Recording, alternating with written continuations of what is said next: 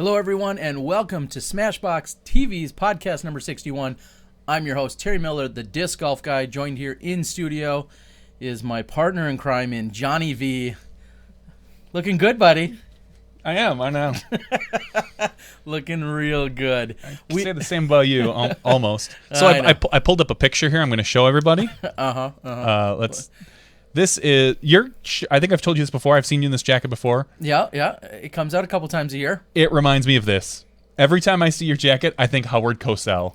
Well, and that's some good company to be in. For those of you at home, ask your parents who Howard Cosell is. I feel like we should be doing Monday Night Football on I think it was ABC back in the day. Back in the day. Yeah. I don't know. I'll take that. Isn't he legendary? He is. One of the greatest? He's one of the greatest commentators of all time. All right. Well, I'll take that as a compliment, even if you're trying to be a jerk. I'm not being a jerk. I'm just saying that's what that jacket reminds me of. It's that yellow color. Good. It's different. It is different. Different the way I like it. It's fine. Well, again, we are here. This is podcast number 61, and even cooler than that, it was exactly 364 days ago we introduced our very first ever SmashBoxxTV podcast, so this is technically our one-year anniversary. We're glad that you could join us here tonight. I put it out there on the social medias, the Facebooks and otherwise, that we don't really have anything extra special planned tonight. It's more or less going to be a regular show, but there's a little extra special sauce in that it's our anniversary, and it feels pretty cool. So we thank you guys for tuning in, for joining us. We hope to put on a good show. We're going to have some of our regulars. Has there been anybody other than us that's more or less watched every show live?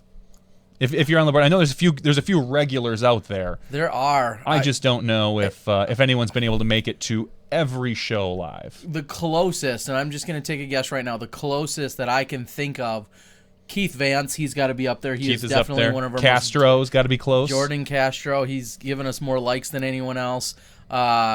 Keith Vance has reported in and watched just about every week. And again, we don't do an official roll call, but I know he's been there supporting us, so we appreciate it. And of course, we have some of our amazing regulars, Country Disc Golf. We've got Chris Cobb, who's always out there taking in the action. Shasta, hopefully we'll talk to you a little later, and you can possibly call in and chit-chat with us a little bit. So some of the regulars out on the board, I think you said Eric McCabe. It's an honor to have someone like Eric McCabe, Shasta Chris, some of our top pros, Jordan Castro, all tuning in just to... You and I kind of mentioned this before the show that, this particular... Yesterday and today we got a lot of comments and, mentions on Facebook from the 1 year. People reaching out that I would think would never listen to us. I don't believe people do. I don't believe anybody does, but no, people that are like, oh man, congratulations on your 1 year. I listen to you guys all the time. And I think, you do? Like, really? And whether that's because I think maybe they don't need to because they're so into disc golf, or they're so out of disc golf, but just, maybe you'll see them at a tournament now and again. They just, it amazes me, the number of people that listen and the number of people that are supportive of what we do. For sure, and we of course appreciate all of it. I think the variety is just part of it. It's so crazy that there's been a number. We won't call anyone out by name right now, maybe later. But no, we do appreciate it. It's just great. We really appreciate the outpouring of support and you guys tuning in, everyone watching. And we know that a lot of people talk about, well, I can't be there for the 3 or 4 hours on a Tuesday night. We hear you loud and clear, and we're glad that you can still download it. We mark it down, those who are there and those who aren't. You're on our list. Yes. So tonight we're going to have a pretty standard show, hopefully with maybe a few extras near the end. But we're going to have Dana Vicich give us our weekend's results and updates. Then we're going to have our featured guest in Chuck Connelly, a.k.a. SpikeHyzer. I know Dana talks about him all the time and all the events that he runs. Well, we talk about you enough. Eventually we'll get you on the show. And then also joining us tonight with a special update from the Phoenix Ladies Open, as well as all other good things that she's up to. We're going to have Zoe Andike, and she'll be joining us tonight. And then from there, things might get a little crazy after that. Wow. They may or may not. Or may not. I might call it a night. 9:45. Go to bed. Just have our shortest podcast ever. Yes. Happy 1 year. I'm going to bed. Thanks for joining us. Night. All right. Well, I would say we're just about ready to get one of the most decorated players in Illinois to join us right here on the show. Let's get to him in just a second.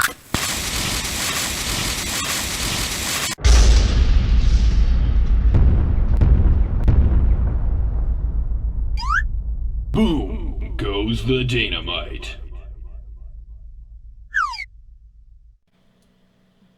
And looking so fresh and so clean. Wow. Danamite, Dana Vicich. I almost have to Damn. adjust the picture to zoom it out. Yeah, because you don't have to get his hair. It was so much hair he had before that we had to make some adjustments with the cameras. But you're looking fine, Dana. How we doing tonight, buddy? Did Edith even recognize you? I'm doing good. I'm feeling good. I'm nice and awake. As I told Terry a little bit ago, I was going for a jog. I went for a little 20-minute run out in the cold to wake up and prep for the show. Last week, in some previous weeks, as a lot of people have noticed, I look a little tired. So I'm stepping my game up. I want to be awake and be on top of things and not falling asleep here. So. Well, you're doing something right, because there is already a call out here on the live message board. People are asking you for you to lose the shirt. So I'm just saying that's out there. You're like Matthew McConaughey, like just running around shirtless. I'll keep that in mind. I'm as you guys know, I'm not scared. No, not at all. I don't see any. I'm looking through those trophies. I don't see any from Wisconsin. Ooh. And I know you. I think you have a few. Awkward. Yeah, I've got a black disc. I don't think I have it on the wall. Ashley has more than I do. Most of these are her trophies behind me.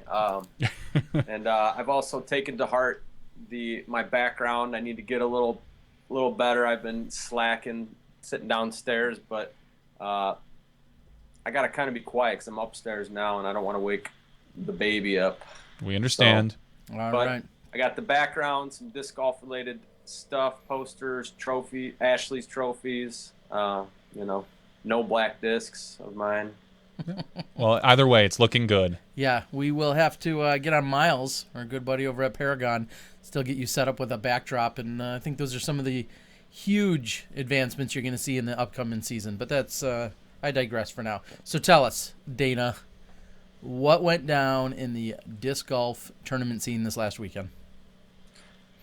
Well, we only had one A tier. There were a bunch of B tiers, but the one A tier, the Veterans Park Open, was down in Arlington, Texas, and the VPO, as it's called, saw a bunch of talent like Eagle McMahon, Nate Heinold, Jordan Castro, descend upon Arlington, Texas, to take on some of Texas's best. And it looked like, by looking at the results and watching Eagle's vlog, it was a two-man race between Eagle and Miles Seaborn. And once they were finally able to finish, which was in the dark, by the way, or the final round took right around 6 hours for the lead card, Eagle had snatched himself the victory, I think by 5 throws, and by my math, his second career A tier. And rounding out the top 4, Miles, finishing in second, Texas legend Nolan Grider. I don't know if a lot of people know about Nolan, but he's been a great player for a really long time. You don't see many people putt with the arrow, and Nolan, he loves putting and throwing the arrow. He throws a mile. But anyways, Miles finished in third, and then the Cactus, Bradley Williams, finished in 4th place. All right, some solid performances out there. Real quick, first of all, congratulations to Eagle. We'll start there. Congrats, Yep. Eagle. We may not have time for you on the show ever, but congrats. He's in the board. Of course he's on the board. Yeah. He's always on the board.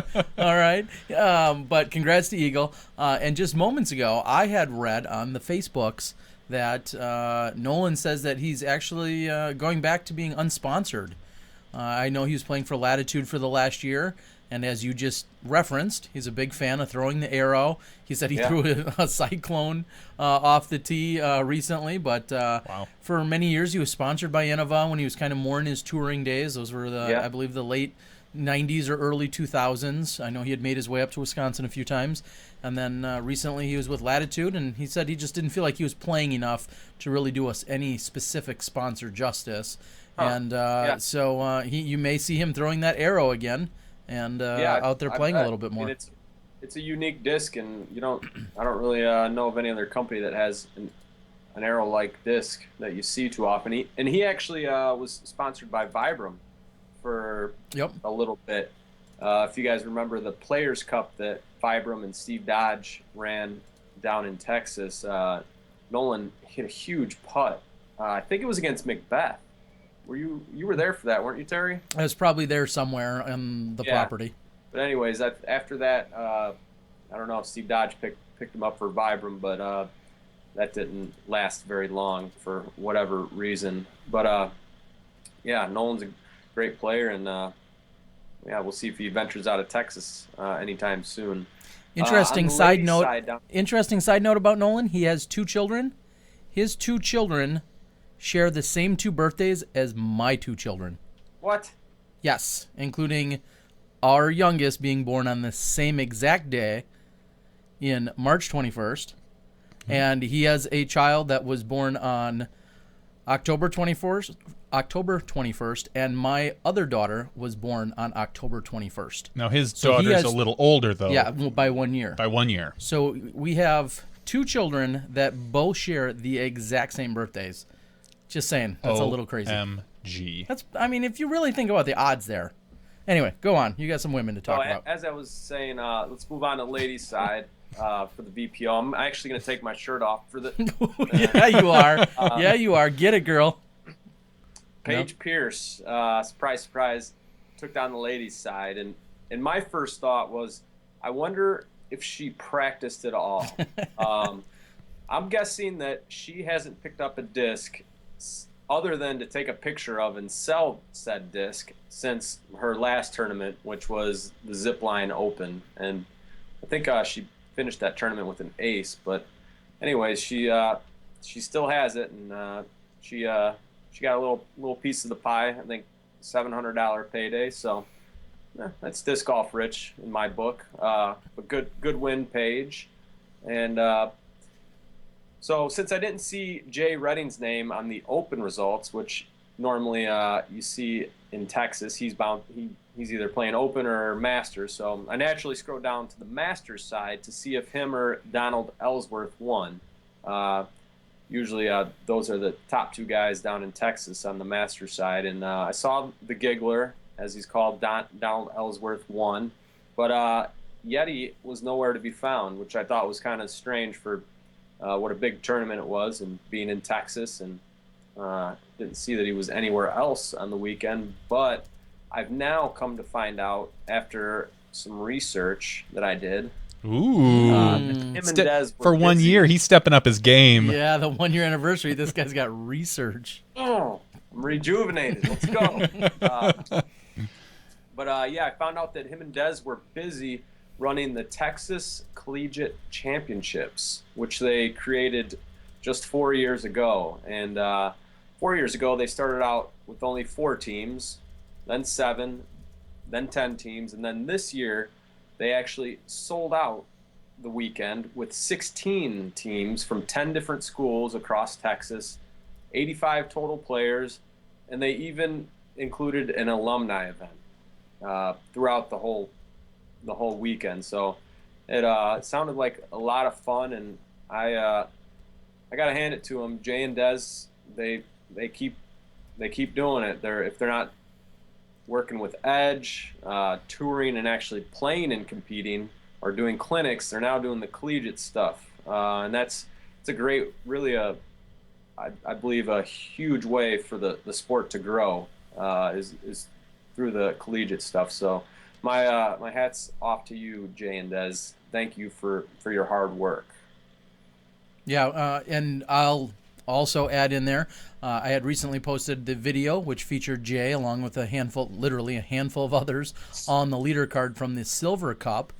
And one of the other follow-up videos that you're going to see very soon is Jay and Dez along with Johnny McRae and a few of the other locals, doing a community day in Manitowoc, Wisconsin, right after the Silver Cup took place. Yep. So just as you're saying, there's working with the schools, there's the community outreach, there's the EDGE program. There's so many things that you can be doing besides just competing on the weekends. And we're finding all of these different little factions of ways you can immerse yourself into the disc golf scene. And it's Jay and Des, if there's anybody that's out there doing it well, it's certainly those two, which is why they're sought after, and people want to bring them into their community to get them involved. So look for that video sometime soon as well. Nice.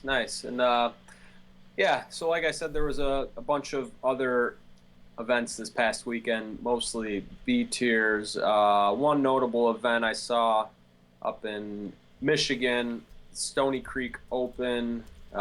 Tim Barham took that down. I think I saw that he won $1,000, which is why I bring it up. Nice little victory for a November event in Michigan. Congrats. Yeah, that's a nice B tier payout. Yeah, congrats, Tim. He beat Geoff Bennett in a playoff. And speaking of playoffs, the 11th annual Pumpkin Shootout down in Evansville, Indiana, hometown of my good friend and tour mate Paul Oman, took place. 165 players. This is a unique event in that everybody comes to town a day early if they're from out of town, or all the locals come out, and they carve pumpkins during the day Saturday, like a ridiculous amount of pumpkins. And then they go put them out on the course, Mesker Park. It's a beautiful park right next to a zoo. Dave Greenwell designed it. Very, very fun course. But they play a glow, like a glow round or a glow doubles or something. So it's a really fun weekend, and judging by the numbers, they've opened up another course for the actual Sunday event. And Sunday event, as I said, playoffs. I'm no mathematician, but 1, 2, 3, 4. There was a 4-way tie for first place. What? Is this the 2014 AM Worlds featuring Jordan Castro and others? No? Don't bring that up. That hurts Jordan. Sorry, Jordan. Evansville, Indiana. Oh, okay. I'm just saying, a 4-way tie for first place. Yeah. That's pretty amazing. Yeah, 4-way tie. And Paul Ullman, Eric Galliser, Aaron Deal, and Zachariah Johnson. I don't have any details on the playoff other than Paul Ullman took it down.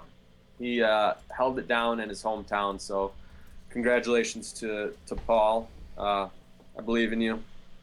You're the man. Just a few updates from the board saying that there were 300 pumpkins carved. 300 pumpkins carved. It was like 3,000.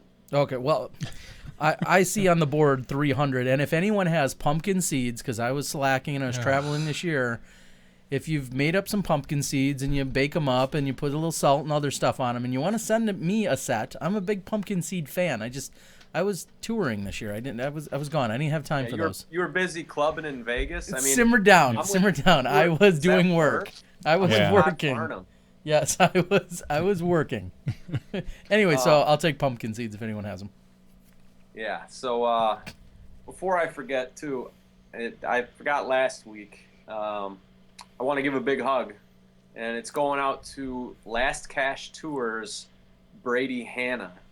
He made the trek from Iowa to Texas for the VPO, and bear with me while I go Brian Henniger on you. Brady posted a 910, 912, and 884 rated round for the weekend to average 902.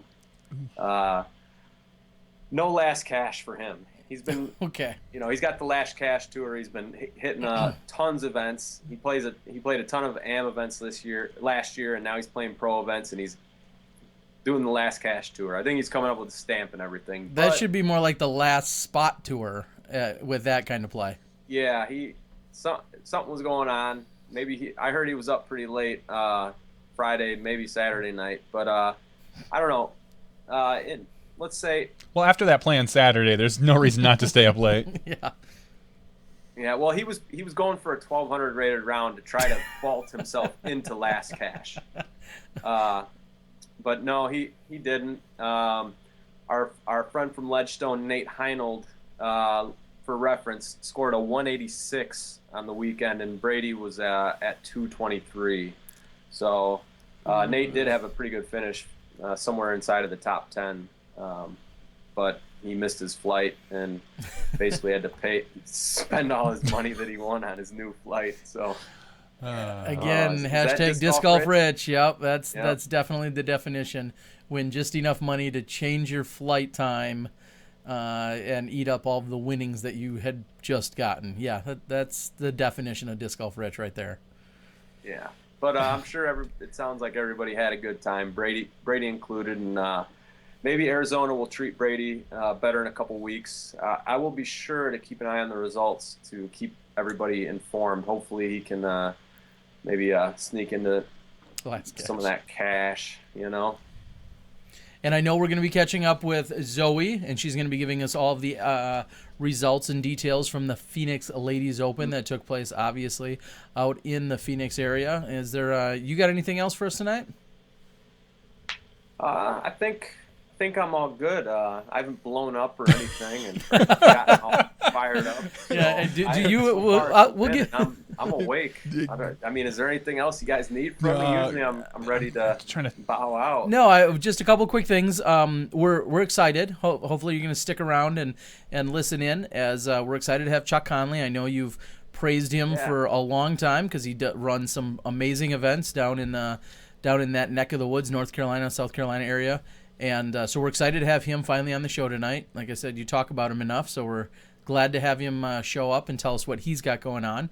Yeah. And I guess I will let you go with the final thought of, is there any follow-up or anything that you would like to or not like to bring up or address from last week? Obviously, you had some strong opinions, which everyone was fine with. Your opinions are just that. People liked it. Yeah, a lot of people liked it. A lot of people liked that you spoke your mind. The brutal honesty, and again, we at SmashBox are okay with all of that. But is there anything you wanted to share or follow up on, or are we just going to move on? I'm sure a lot of people, I've been following along on everything that's going on, and watched a few things disappear from their website, whether it's wording or something about a Fitbit sponsor, or the wording about ESPN changing, and I'm just kind of watching it crumble or maybe change a little bit, but it seems like they're very set on doing it, and I hope that they do it, and they do a great job with it, because I love disc golf and I want to see it grow, and I want to see it on TV. I think it would be great, but I just hope they do a good service, and it's not a big mess. So well, I say we hope for the best, and see what comes of it. I know I'm going to be optimistic, and hopefully we can make some big strides here for the entire sport. Everyone can see things move forward. I don't think we have anything to lose if it goes off successfully. So I think everyone can keep that in mind. I'll add on to your real quickly. I'll add on to your stats and your details for the event out at the Shark Tooth. I had seen that Patrick Brown had won, right? And then our good friend Steve Rico, Little Spoon, as I like to call him, he had won in a playoff. So over Kyle Ekman. So thanks to the Disc Golf Boy giving us a few details, but he won it in a playoff. He said, I talked to Steve briefly earlier today, and he's like, I don't know, I haven't been playing much golf. I haven't played in 3 weeks. You haven't really been focused, and heck, maybe that's what you need to do to go out and win a tournament and dial it in when you need it. So congrats to Steve and everyone else out at the Shark Tooth. Yeah, and I almost forgot. I ran a big event last weekend. Oh, you did? Okay. Uh-huh. Yeah, the Illinois State Doubles Championship at Pine Hills was on Saturday. We didn't quite have a full field, but that was fine. We had 90-something players, and some of our Wisconsin guys came down to enjoy. Yeah. Mm-hmm. Yeah, it was Gio and Dustin come down. Some other guys from up even further north have made the trek down the past couple of years. Trevor Van Lannen. Yeah, so let me give a quick shout out to Pine Hills. Thanks again. The course is going to be set up all winter. Our Ice Bowl 5th annual is going to be February 6th, the day before the Super Bowl. But winning the Open Division, Nate Day and Pat Barrett, PB and Day, as they've been dubbed. But they won by 10 strokes, and this is their second year in a row winning. So they went back to back. On the advanced side, Kevin Makuba, who lives a couple blocks away from me, and Adam Berkovic. I never pronounce that right, but Adam sponsored the event, won the tournament. I don't know, there's a correlation. Intermediate, the team of Moore and Rains.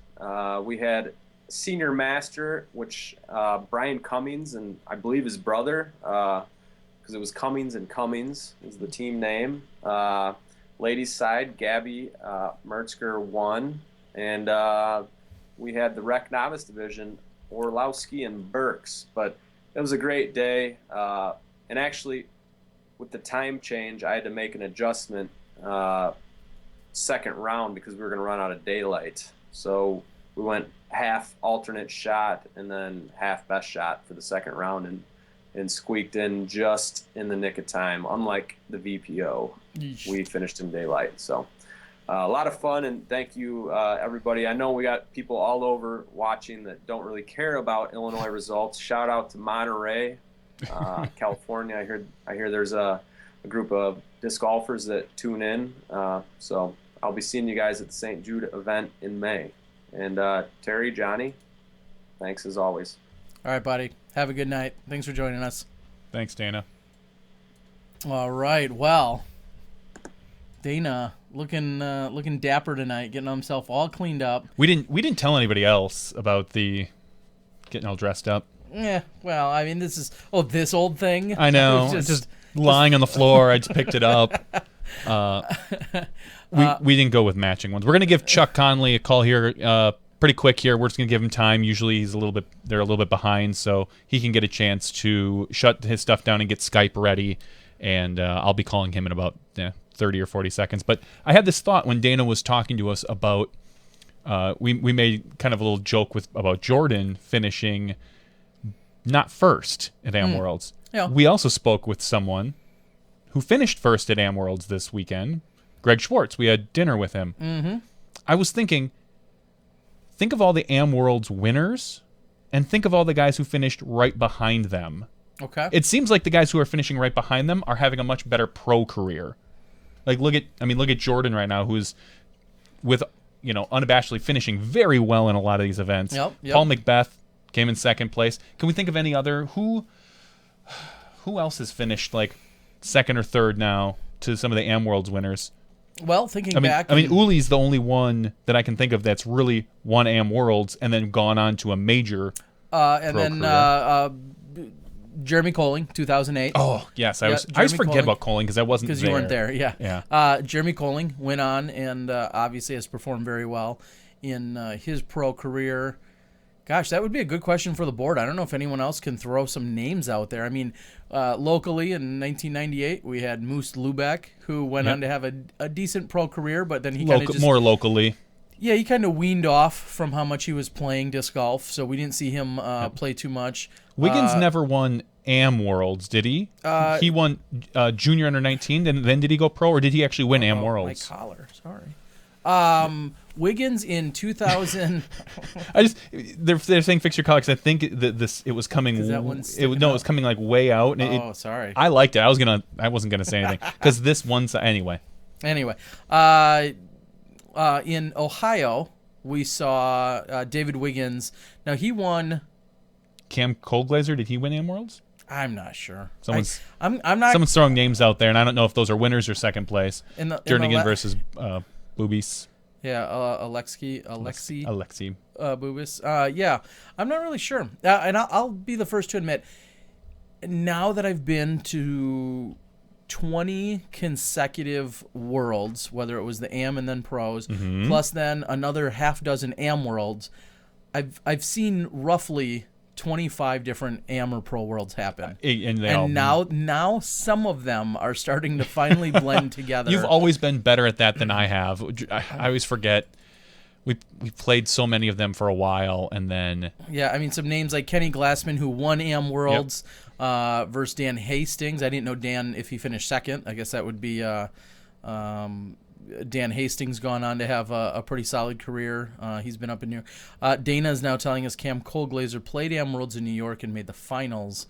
Yeah, unfortunately, it's been really tough to keep on top of who's done what in all these years. So anyway, so Uli and Germ are the big ones that have won and then gone on to do big things. Yeah, those are the two biggest names for sure. Yeah, mm-hmm. I always just think of Thor Holick. Yeah, Thor Holick. He was the first Am Worlds champion that I recall from when I was like, wow, an Am World champion. Yep, 1997, Grand Rapids, Michigan. Yep. So. Anyway, enough of that stuff. We've got the man in the South, the man that does so many different things.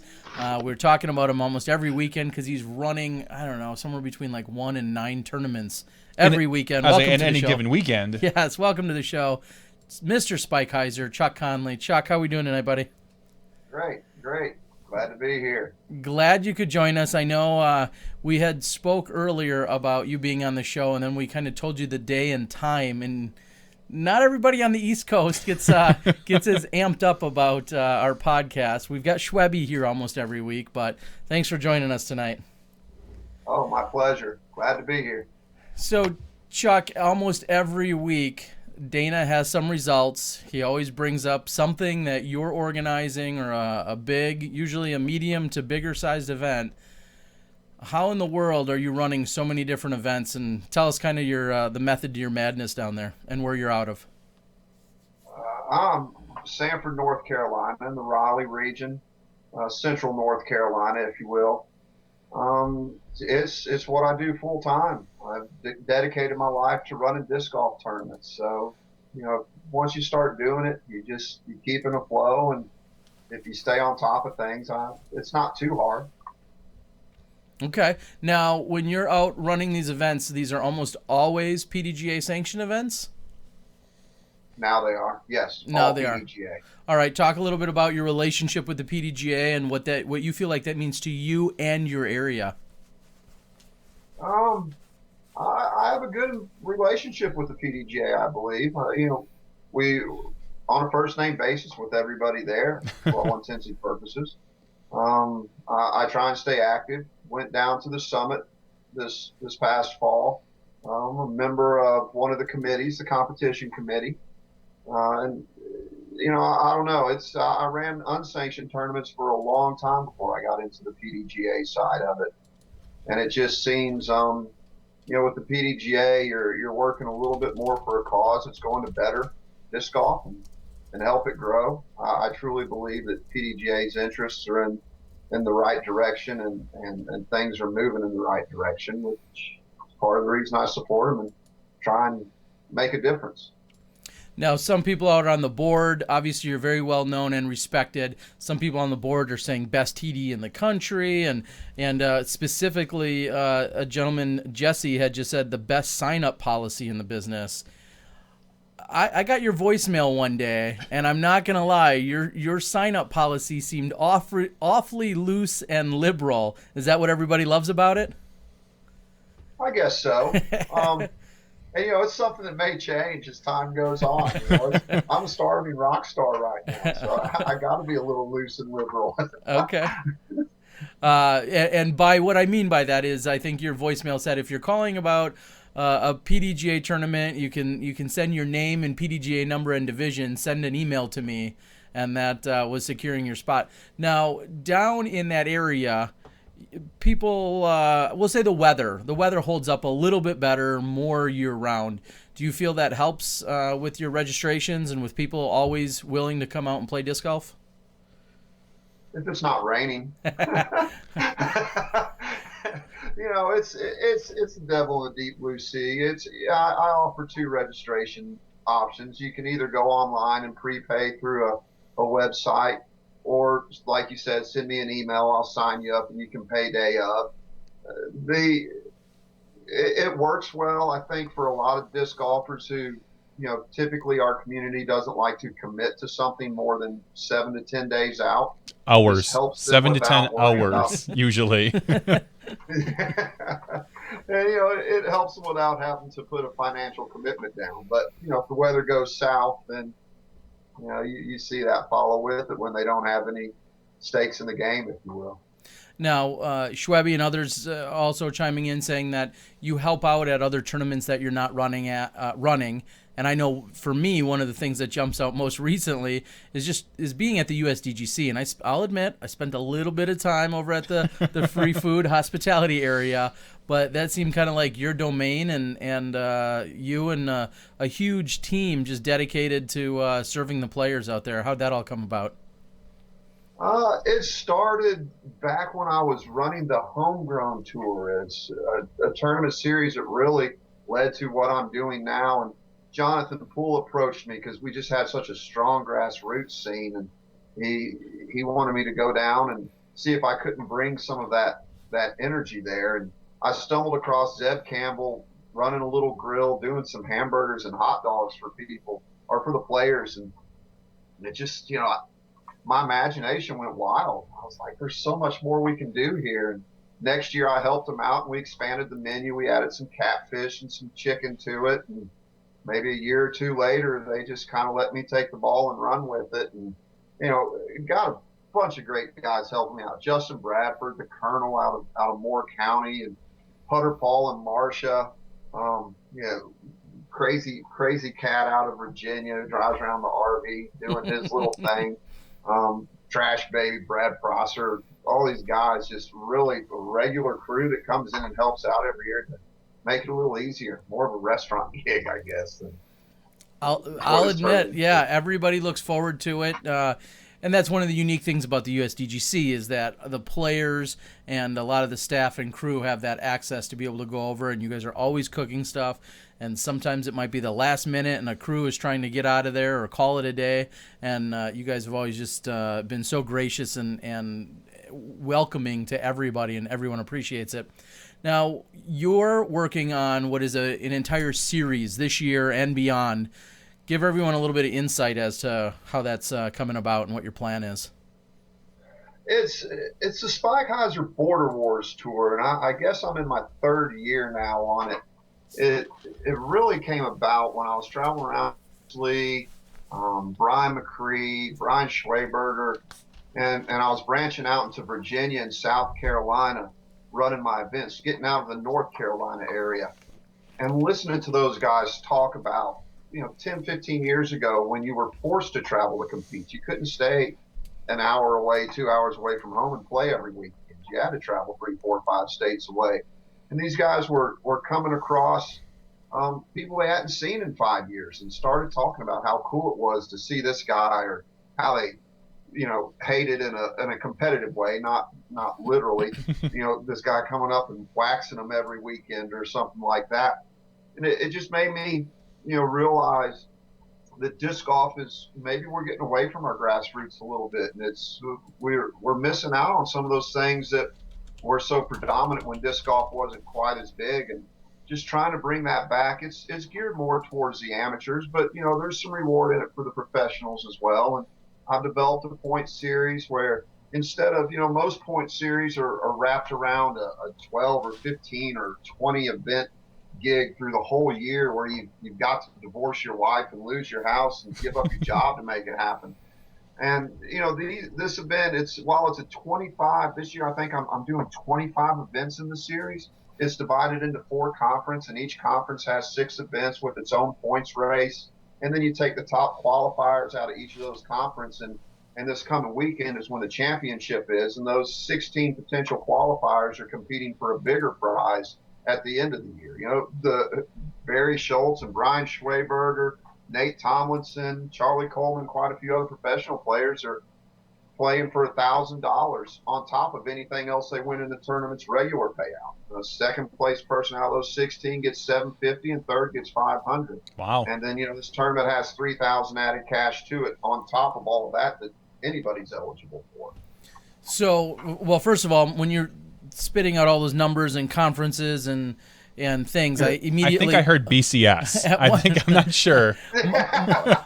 for a minute, if I close my eyes, I'm thinking, is this Chuck Kennedy or who am I talking to? All these numbers are going on here. But so you've been very successful in getting these people to travel and do all these different things. How is the support? How in the world are you able to add so much money, not only to the purses, but to the finale and all of those other things? You must have an amazing list of sponsors or supporters, or how does that work? Realistically, I just, at this point in time, I had some sponsorship a year ago and with Moe's Southwest Grill, and things kind of dissolved with that. Most of it really comes from SpikeHyzer at this point in time. I take a little bit out of each tournament and set it to the side to make these things work towards the end. Take advantage of different manufacturer sponsorship. Innova and Dynamic Discs have done a lot to help me out and make these things happen. I mean, without them getting in there and making some aggressive discounts and pricing for me, it probably wouldn't be possible for me to do all the things I'm doing, especially on the amateur side. I mean, the pros get a lot, but the AMs really take home. I think I heard you say that even all media crew are eligible to win stuff this weekend, right? I'm going to show up and win a basket or two? Is that? Yeah, okay. If you can shoot under par. Hey, simmer down. So speaking of this weekend, talk about some of your preparations, what people like myself who are coming down to take in all the action and film it, what can people look forward to seeing this weekend? Well, we're using 3 courses. The professionals will be playing 2. Brian Schweberger, one of my very good friends, designed all 3 of these courses, and we've developed them. I guess this is the 4th year doing this event down here in the town of Rocky Mount, which, by the way, Rocky Mount, if you're ever in the area, go check them out. These guys are really supporting disc golf and want to make it grow.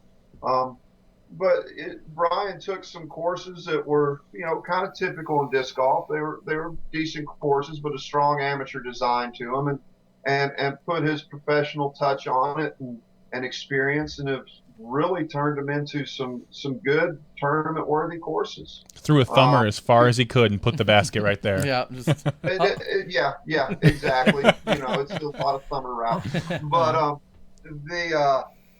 we've got a host motel. We're going to have a players party going on Saturday night. Obviously giving out baskets like Oprah Winfrey. Setting up a little mini course on the hotel property. It's just, this community is really starting to embrace disc golf and allowing us to do things on a level that maybe disc golfers are a little bit bigger than disc golfers are used to, I guess. Well, and Schwebe has also clarified from the board saying that all of the courses are within 4 miles of each other. And obviously anyone coming in from out of town, even if you live in town, it doesn't matter. Anytime you have all your courses within a few miles of one another, that just makes for a lot less stress when you're out there for the weekend, where you're going, how long it's going to take, and what you have going on. Sounds like quite a place. Now, is this a dedicated area for the finals that we'll see year after year, or is this something that may rotate around? At this stage of the game, it's dedicated. It's kind of hard to get away from a community that just is so generous and does so much. I mean, the town of Rocky Mount puts a lot of money up. They're a $3,000 sponsor for this event this year. And to get a community to support disc golf like that one time is hard to do, let alone to get them to do it year after year. I'd almost feel bad taking it away from Rocky Mount. And, they're located right off I-95. It's easy to get to them. They are a tourist-friendly community. I mean, there's not an amusement park or major teams or anything there, but a lot of hotels, a lot of food. It's easy to get around the town. I can see it sticking there for a while. Maybe if I go nationwide, we'll have to go over to St. Louis or somewhere in the Midwest. Another tour announcement. But plane tickets aren't that expensive. The SpikeHyzer National Tour is what I'm hearing. So. Yes, we're here for another tour announcement. Let's get a new tour on the table. How about that, guys? We're like Oprah here. You get a tour. You get a tour. You get a tour. Everybody gets a tour. Give a little bit of insight. Here you are, obviously a very well-established TD, a very well-respected TD. What have your thoughts been as you're watching these tours unfold, all with a slightly different twist, and it seems like a slightly different objective? But what has your thought process been these last few weeks as all these tours are coming out? In a way, it may be the best way that this can happen. Instead of just one entity coming with a strong tour and there's nothing to compare it against, having two or three of them, competition, it makes people work harder, and it makes people be more creative. It forces things out of you that maybe you wouldn't do if you were the only horse in the show. And I was thinking, I think this can actually work good for disc golf. Maybe even help things move a little quicker than we're expecting it to. imagine having one tour and it not going well. Would all our eggs are in that basket, so to speak? Or would that stop people in the future from like, oh, that's been tried before, not doing another tour? Having, 3 right now, maybe 4, Chuck. having three tours like this, all at once, there's no downside. Yeah, and as of right now, and the American Disc Golf Tour arguably is 1 or 2 events, but regardless, having that plus the World Tour plus the Pro Tour plus the National Tour, as of right now, all 4 of those do not technically conflict with one another. Nope. None of the events on any of those 4 tours I just mentioned currently directly conflict with anyone else. So if somebody really wanted to, I'm going to win them all. I was going to say if somebody wanted to attend them all. You can't even do that. Wait. Anyway, if somebody wanted to, they could attend them all. And I think this is going to be a really interesting year to see how they all, there's going to be strengths, weaknesses. There's going to be ways that they all can grow and improve or withdraw or whatever the case might be. I think it's definitely... One thing that I haven't understood is the people that are complaining, saying, "Oh, not another tour." And it's like, what does that hurt? What is? Nope. I don't see any downside to that, other than doing something illegal. Those are probably people that don't tour and just sit at home and complain too. Oh yeah. There's people like that in every area. I mean, Chris Cobb on the board says there should be a SmashBoxx tour. Now you're thinking, Chris. Just but wait, anyway, Chris. Hold your breath. So this weekend, talk a little bit about the field that you have. Are we going to see more players sign up, or at least give you phone calls? What's the plan there? My hopes have been for the past 2 weeks I'd see more people sign up. I'm a little surprised, especially with the nice weather coming up this weekend, that we haven't had a surge of people. I was a little disappointed that we didn't get more big names, at the tournament as far as with the added cash and all goes. But, we're in the off season.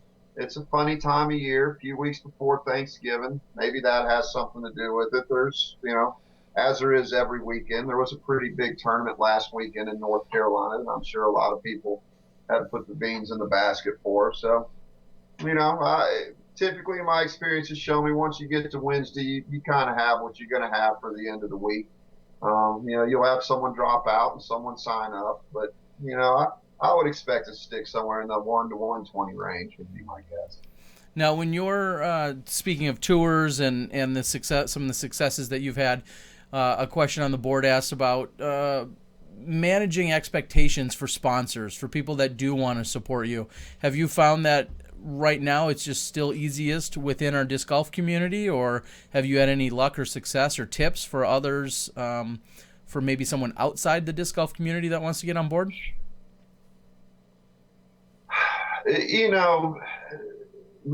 Advertising or sponsorship is all about eyeballs, and with disc golf we're really selling ourselves to 50 to 150 sets of eyeballs in an event. Realistically, spectating isn't strong in the sport. Mm-hmm. One thing that I see with tours, whether it's the SpikeHyzer tour, which in my mind is probably the best one in the world, but not just yours. There's a lot of people that say that. Yeah, no bias. But in all seriousness, the thing I see with tours, even the different tours that are being developed right now on the professional side is you're competing, you're creating a repetitive advertising theme with the events, if you will. Most disc golf events are run by one person. It's one event, and it's kind of a one and done deal. If someone was to sponsor a tour per se, whether it's my tour or another, you're going along with that tour through the whole season, traveling around the country. You're exposing yourself in a lot of cases to the same people over and over again, which, from my understanding back in my days of owning a business or a retail business, was, advertising is something that's designed for drumming it into a person's head, not they see it once and they remember it. Sure. Realistically, I feel like disc golf is one of the best advertising values when you look at what we're asking and what we can give out, in return for it, especially now that video is becoming more predominant. If people doing video would take the advertising that the local events have and put it on that video, I really think that gives a lot of weight. I was watching something from one of my tournaments while I was waiting on this to happen, and Amsoil has been working with me this year, and I've got stickers on my baskets, and Barry Schultz was doing an interview standing next to the basket, and that Amsoil sticker was there. That video has had 27,000 views or something like that. So there's got to be value to that. I see it getting there. It's just got to work in small steps and get a few people to bite, I think, is the biggest thing in it. Well, and I think, and you just hit on a point that I like to try and reiterate as much as possible, is it's the residual advertising, because like you said, that video could have been shot 6 months ago, 6 weeks ago, or even last year, and Amsoil is still getting advertising because there's still people watching those videos.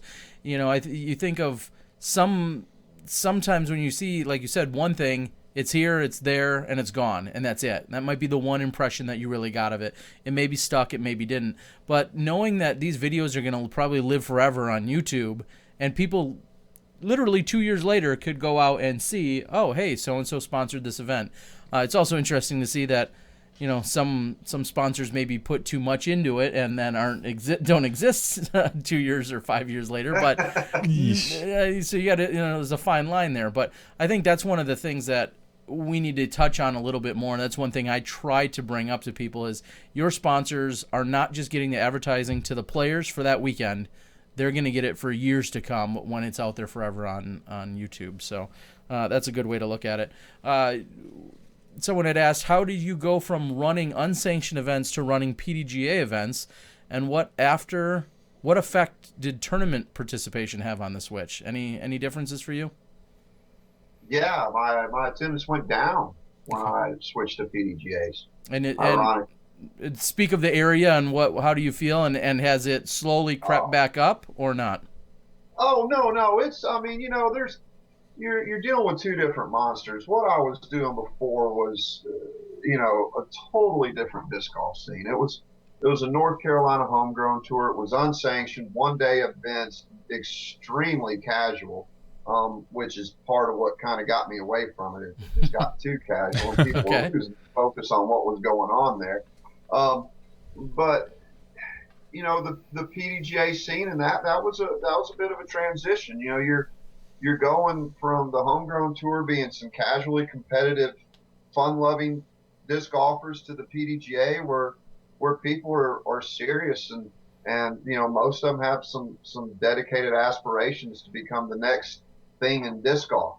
Most of them obviously aren't really ever going to get there, but it just took a while for me to understand what people were looking for in the PDGA scene. And once I got that, it started to grow. Of course, I went into it big running, I think I ran my first year, I think 5 events. Then my second year, I jumped up to 25. Then I went to 40. And once you get to so many events, you kind of choke yourself out. And that's something where I had to back up a little bit and realize that there's just only so much of the chuckster people can take week after week. Maybe there's only so much they're going to pay to take of me. But, just 40 events. That's it. Yeah. 41. Can't 40? push it after that. Don't worry. I got to take some of them out of town a little bit. You got Jason Clark and a few of these other guys that want to do their thing in North Carolina too. So You don't happen to be the tour coordinator in that state, do you, as well? Yeah, there might be a little bit of a conflict of interest in there. I get a ride. No, I didn't get a ride in this past time. That was the first time in a long time I didn't get it. All right. If you had to, and I find in myself kind of weaning out of the tournament directing realm. I've done a lot of that. I think I've directed somewhere around 200 tournaments throughout the years. A lot of sanctioned, a lot of unsanctioned, and I'm gone covering other tournaments now. But if you had to give a tip or a pointer or a must-do, what would you suggest to a newer or an up-and-coming TD? Can you give any one or two specific words of wisdom? Big thing is if you don't have patience to deal with people, stick with playing disc golf. Ooh, yeah. I mean, it's something I realize just about every time I run a tournament. There's a new person that comes to the tournament asking what would be coined as stupid questions, and usually it's just the person doesn't know what to do and they're nervous. And, take time and have some patience with the new people. They're the most important part of our game to me, and if you're short with them and you're rude to them, more than likely we've lost them as a competitive disc golfer. Organization. Preparation, take your time. The more stuff you do before the tournament, the easier the tournament's going to be to run, and the more everybody's going to enjoy it. And I'd say, probably one of the most important things is when you make a decision, good or bad, stick to it and learn from it. Sometimes you make bad decisions, but once you've thrown it out there, unless it's just an incredibly awful decision, you just kind of need to stick to your guns. And my experience has shown that people will stand behind you and support you and recognize that, hey, you did the best you could. And as long as you learn from it, and you don't keep sticking your same foot in the fire over and over again, people will work with you and they'll appreciate it. Now, what about the person that comes up to the scorer's tent with the caddy book in their hand and they're leaning onto the table that says second round players meeting 2:00, which is also in the caddy book, and they're leaning on the sign that says second round 2:00, and what time second round players meeting? What about that scenario? I'll tell them to look at the magic clock that I have on the table. I literally have had people doing that, leaning on the sign that tells them what time something is, and it's unfortunately, and this is a little bit of human nature. It's just a lot easier to ask a question than to spend 1 second researching it, even if it's literally in your hand or on the table in front of you or tattooed on my forehead. It's still easier just to ask it. Unfortunately, those questions add up. That's the one thing that I think a lot of people don't realize is there might not be such a thing as a bad question or a dumb question. It's just a quantity of them, and if you get 75 people all asking a 1-minute question, that takes 1 minute. And there's a couple things as a TD. If you get 75 people asking the same question, maybe that's on the TD that they need, that it needs to be advertised better. Things like that. I did see Scott Elam, and it's something that I've seen you do before, Terry, say one of the things about Chuck's tournaments that he loves is the different colored scorecards for each division to help it stick out.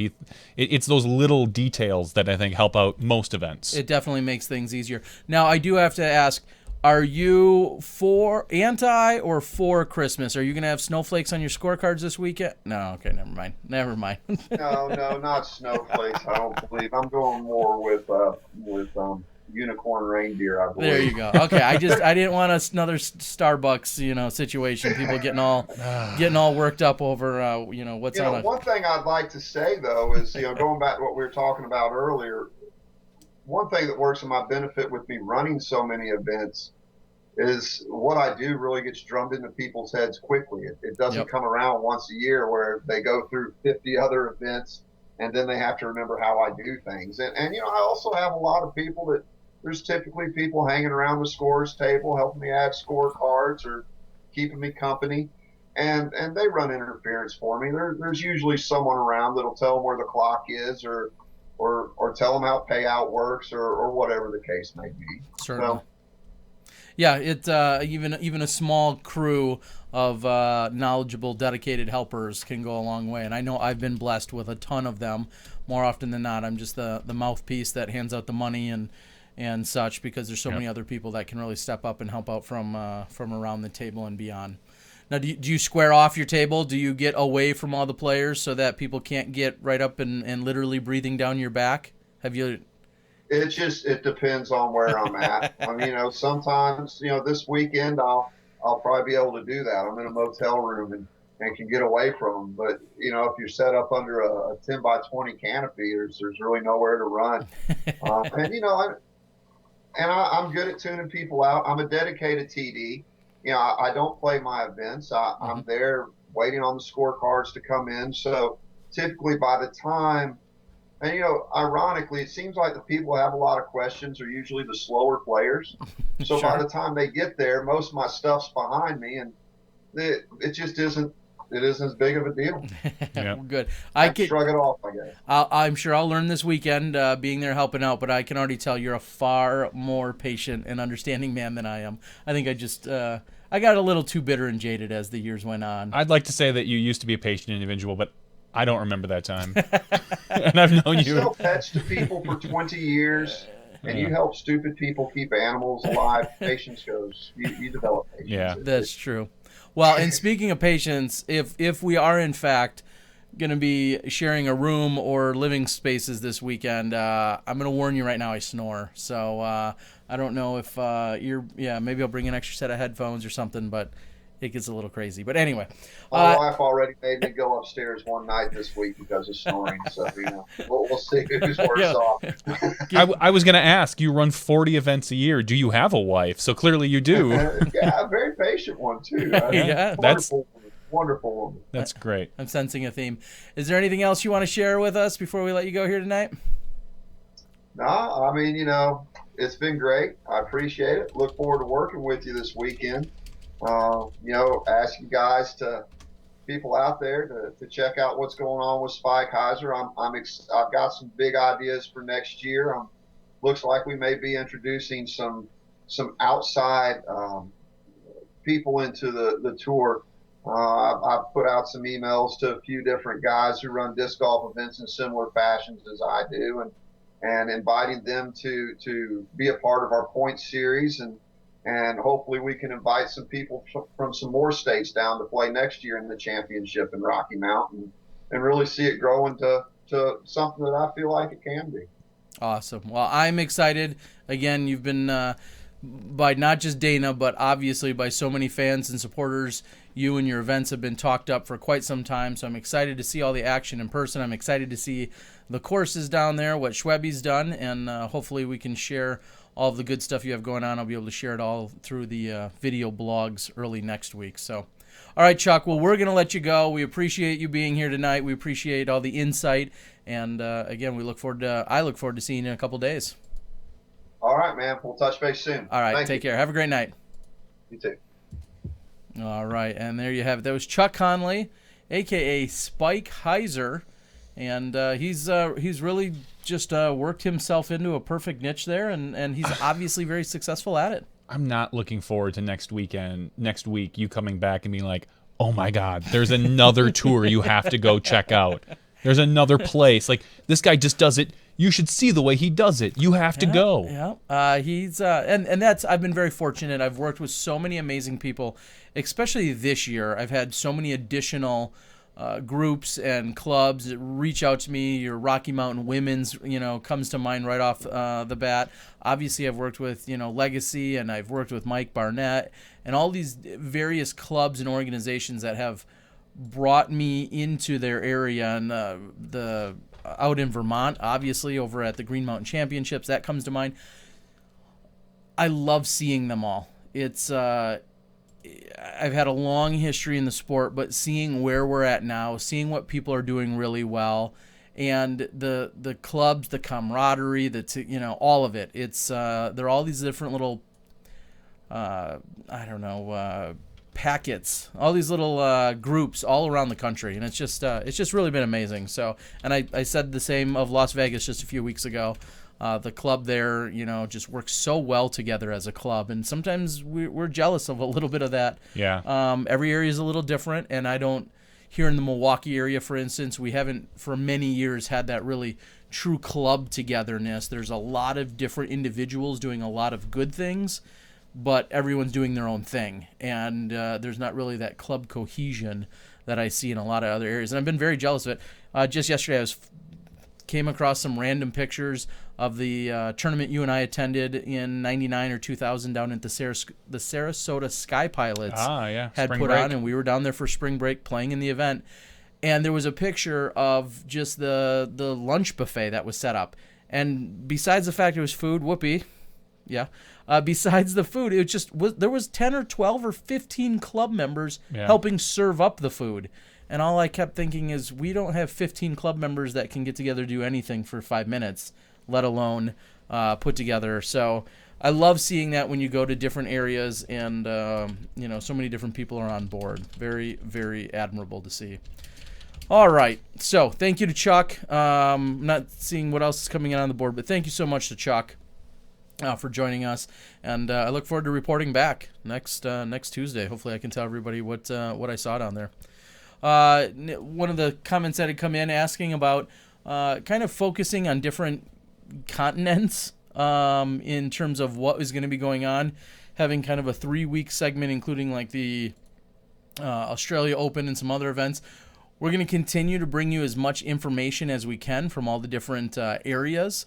So if you know of someone that really has their act together that can kind of explain to us either what's going on or what just happened, we certainly would be interested in talking to them and having them on the show. So you can keep that in mind. And speaking of things that have been going on, we saw Zoe Andyke along with a whole slew of women, a very large women's field, out in the Phoenix area this last weekend. They had a women's only tournament taking place, and we saw women driving halfway across country. We saw Zoe and others getting on planes just to go to this women's only event. So some pretty exciting stuff, and in just a few moments we're going to have Zoe join us. It's been a while since we've had Zoe here. She's a busy woman. Every week she's doing Every something. week. She's exposing disc golf to new people and... Yes, and doing very well. I think she's got some exciting stuff that's going to be going on, possibly in the 2016 season.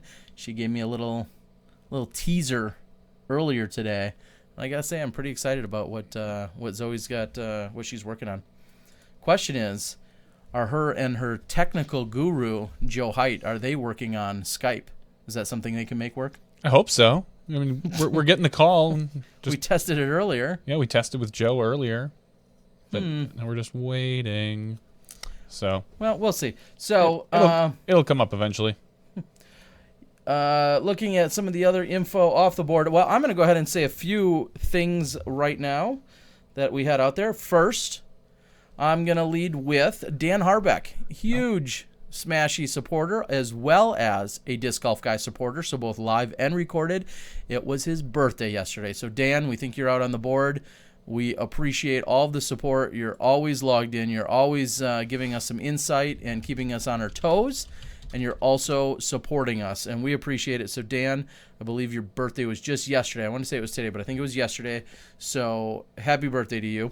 Another birthday yesterday. Yes, a very important one. You want me to list it? Our good friend Colin and his girlfriend. A literal day of birth. Yes, and his girlfriend Angela had little baby Abby yesterday, born at 10:38, and weighed in at 6 pounds 7 ounces, 20.5 inches long.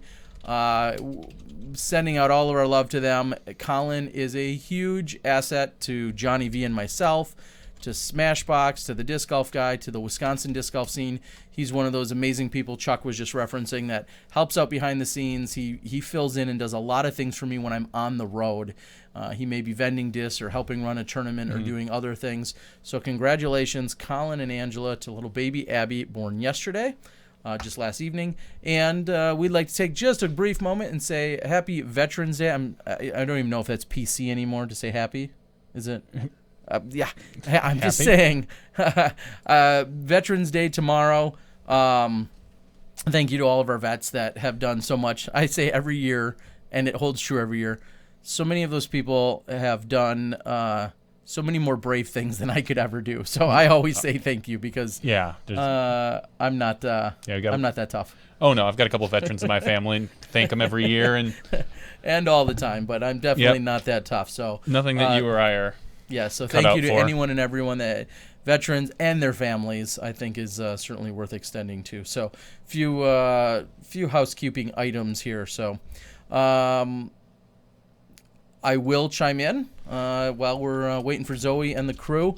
I did catch up with Jeff Spring. A lot of you guys have been watching the Green Mountain Championships, whether it was on the Vimeo page or released on my YouTube page under the Disc Golf Guy account.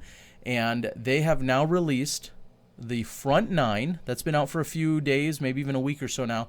They've released the front nine of the final round. I think they're asking for a measly $1.50 contribution. And then I believe the back nine is going to have something of the same, $1.50 contribution. So $3. You're basically watched all weekend's worth of their footage. Way more professional editing than you've ever seen before, namely because I wasn't doing it. Alex and Zentao and a couple others, they really put together a phenomenal product out there. And so I think for a measly $3, you can watch the entire final round. Rounds 1, 2, and 3 were free, and they're just testing out this model to have a measly $3 for the final round. So that's out. The back nine, the final nine, will be available, I guess, by the end of the week. So letting everyone know that that's out there. So, All right. without further ado, and without any further technical issues, What technical issues? I didn't see or hear of any. that's because we're so smooth behind the scenes. Nobody knows when you're talking and I'm going. And everybody else is effing up because we're just carrying on through. We push on through. All right, let's do it. We've got Zotron joining us tonight. How you doing tonight? Great. I'm so glad we made it. We're so glad you made it. We never see you anymore. I almost need to insert a Phil Collins reference in there somewhere. I don't You see don't. you like I used to. How you doing? Great. If you want to freestyle to me, I'll take it. But Nobody wants that. Nobody. I'll lay down a Okay. fat beat, Okay. pH fat. We can practice that. All right. Yeah. Man, it's so good to be back and say hi to everyone. And thank you, everyone, for being tuned in. We just had to do a little computer change up and call you from my Skype. Go. Even though Joe checked in with you, He I did. don't know what happened, but it worked out. Technology, and we say it all the time. I know it's one of the things I say the most here on Smashbox. Rarely am I worried about our manpower. I'm not worried about Johnny's job. I'm not worried about Joe or myself or somebody That's not else what you screwing tell me. up.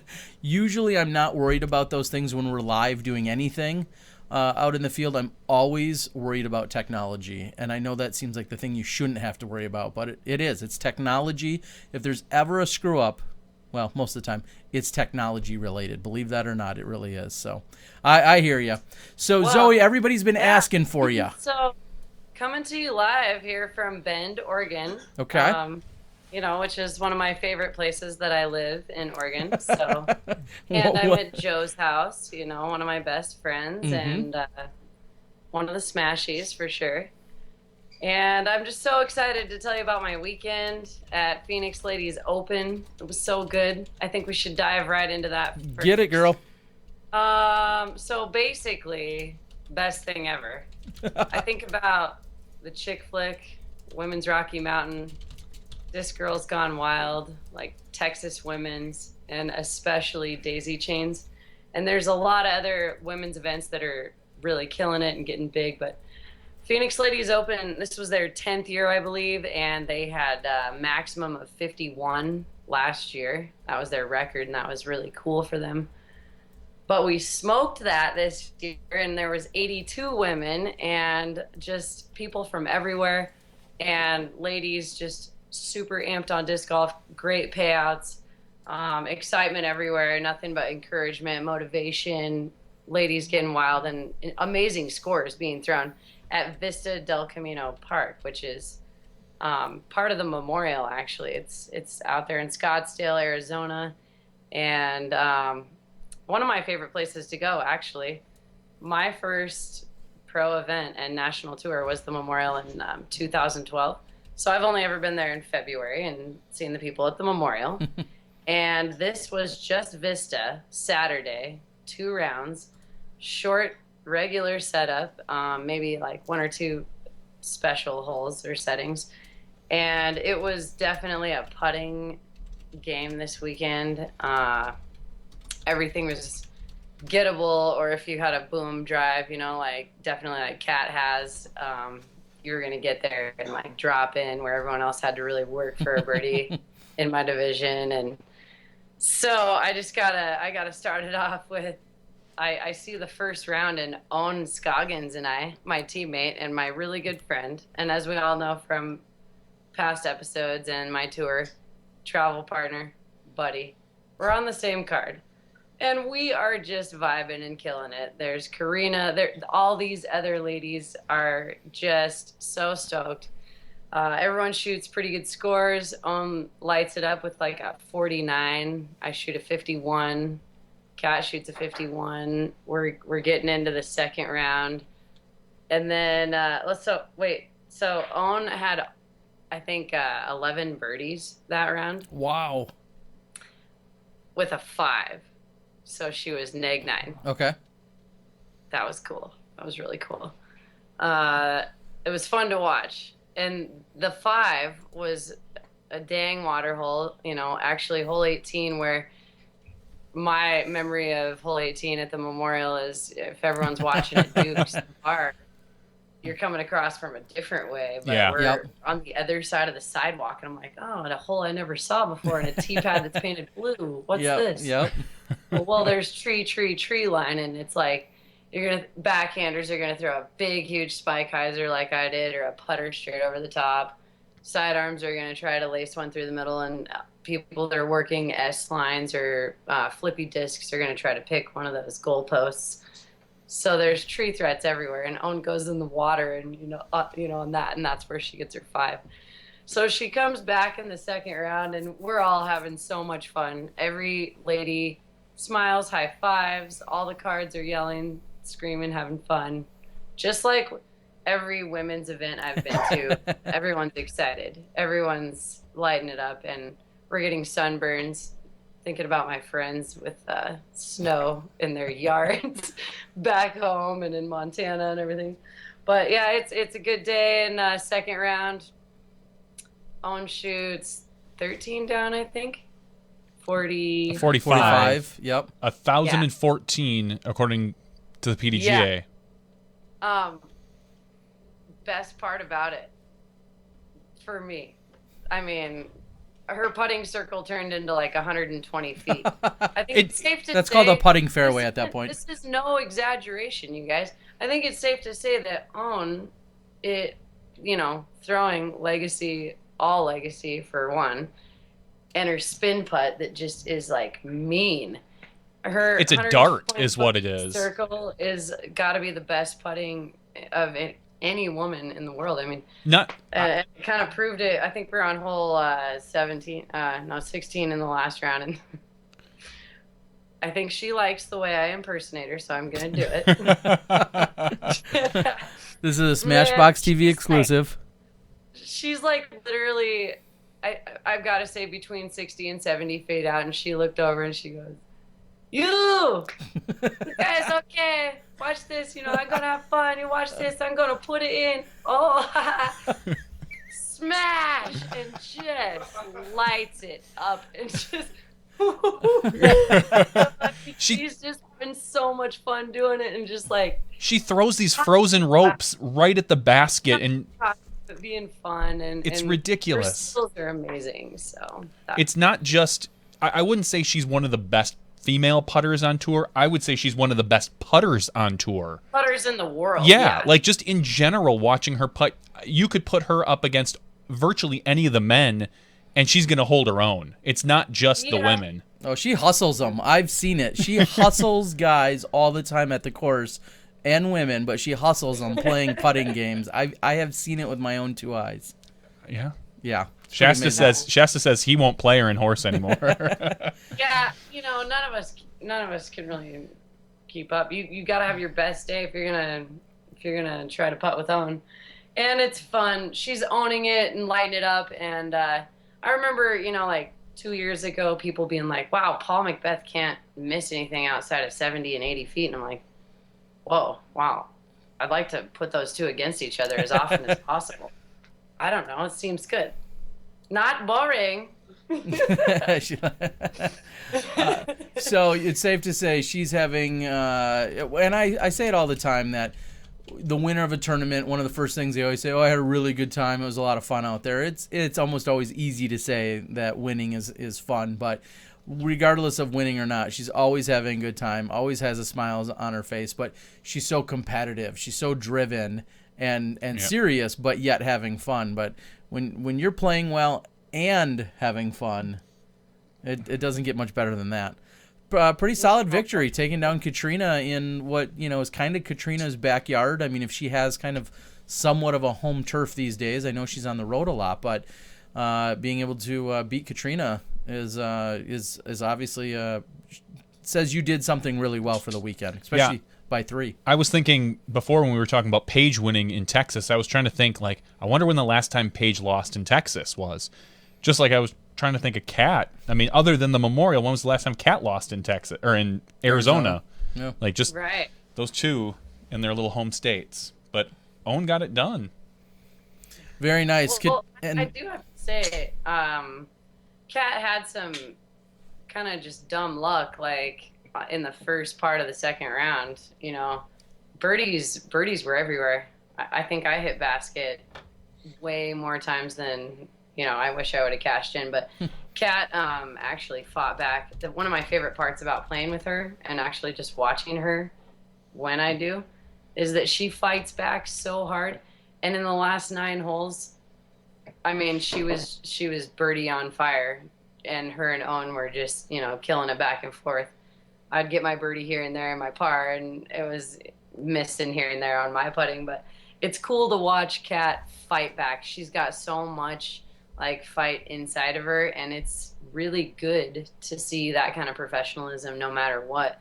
I mean, first thing she said right afterward was, "Great job, Owen," and I was like, "Great job, Kat. You got a lot of fight in you always too." And that is a special victory for Owen. She when I saw her in the practice round, first thing she's like, "Oh, tough competition, coming. We're gonna do good to get us to. We're lucky to get top card, okay?" And I'm like, yeah, we are going to be on top card. You better shred. And she did. She did great. And so did Kat. Well, and congratulations to yourself. You just talked up 2 of the best women in the world. So certainly a very solid performance to finish just behind them and taking 3rd place yourself. Congratulations. That's got to feel good. Yeah. Oh, yeah. I was definitely. I actually packed this and have it. The Phoenix ladies. Oh, whoops. Other side of the screen would be better. Doesn't matter. It's good. It's beautiful. Yeah. They did really good on trophies, and the award ceremony and the payout and everything was great. And I just, I gotta say, I have a huge shout out to the Women's Disc Golf Outreach. Bill Richardson actually was my whole sponsor for that event, and Tina with Whale Sacks. And if you haven't checked those guys out on Facebook and what they're doing, it's certainly worth it. But Women's Disc Golf Outreach, I think, is something that I know we've talked about all these tours and all this stuff coming out, but they're going to be a big hand in the Women's Disc Golf Tour, which we have all of our events, but connecting all the dots and making the regional and or the nationwide, connecting to Val's World, Women's World's Day, and everything in between. That's how we get that 10% a whole lot thicker and heavier and higher, and these events that grow from 51 to 82. If that's happening in so many zip codes, then we're killing it. So organizations and nonprofits and TDs, everyone that are supporting women's disc golf, this is what's going on. Make an outreach, and that is what will happen. Beautiful faces, amazing form, really good looking media, anything you can imagine. I mean, it's gonna be the best thing ever. So thank you so much again to Women's Disc Golf Outreach and having me down there.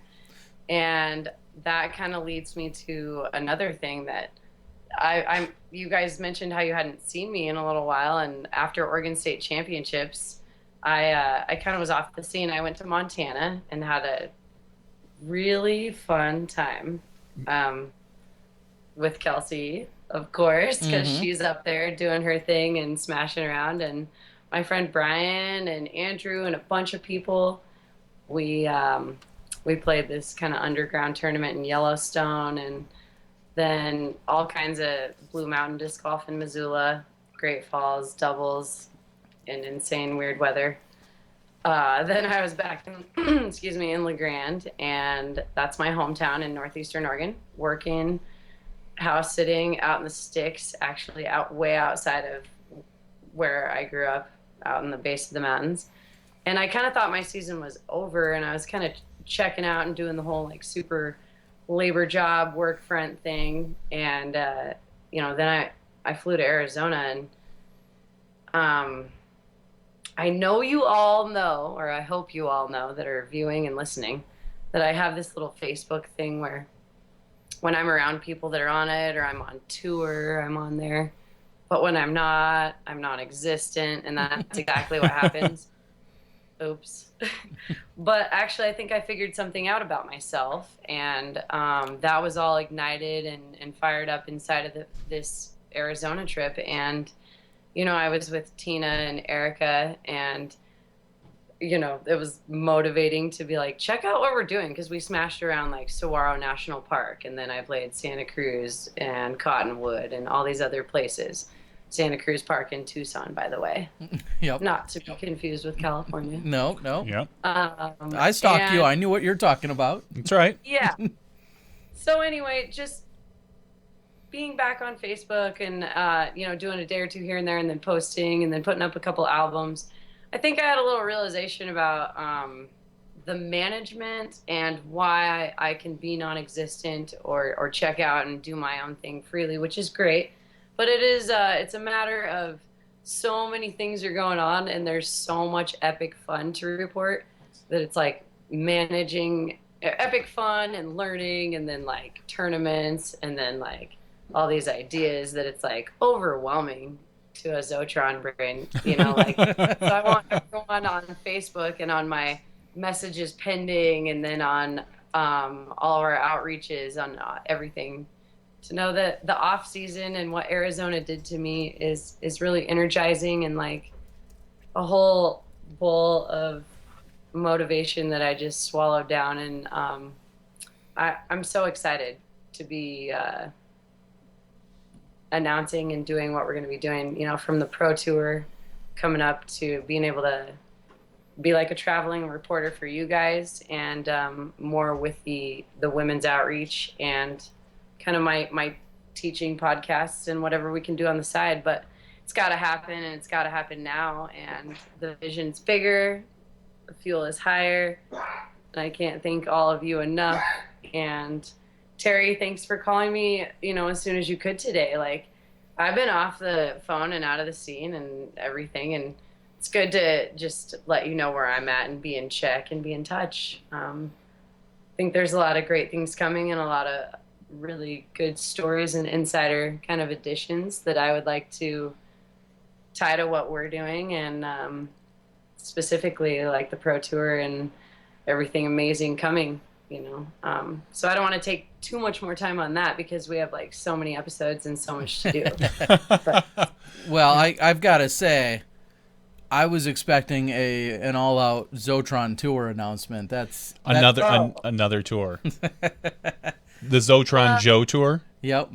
I gotta tell you, I mean, I could do that. I could have done that tonight, but I worked like long hours today. I got up at 6. I did some labor jobs. I shredded. Oh, I got to tell you guys this. I'm in Bend, Pine Nursery is our local course. And Central Oregon Disc Golf Volunteers recently, since I've been gone, have definitely volunteered their time to make Pine Nursery 18 holes with 18 tee pads and legit baskets. And the tee pads are big enough for me, and everyone that knows me knows that 13-foot tee pad is about right. It's like I just need way more room. That's all there is to it, okay? I am completely with you.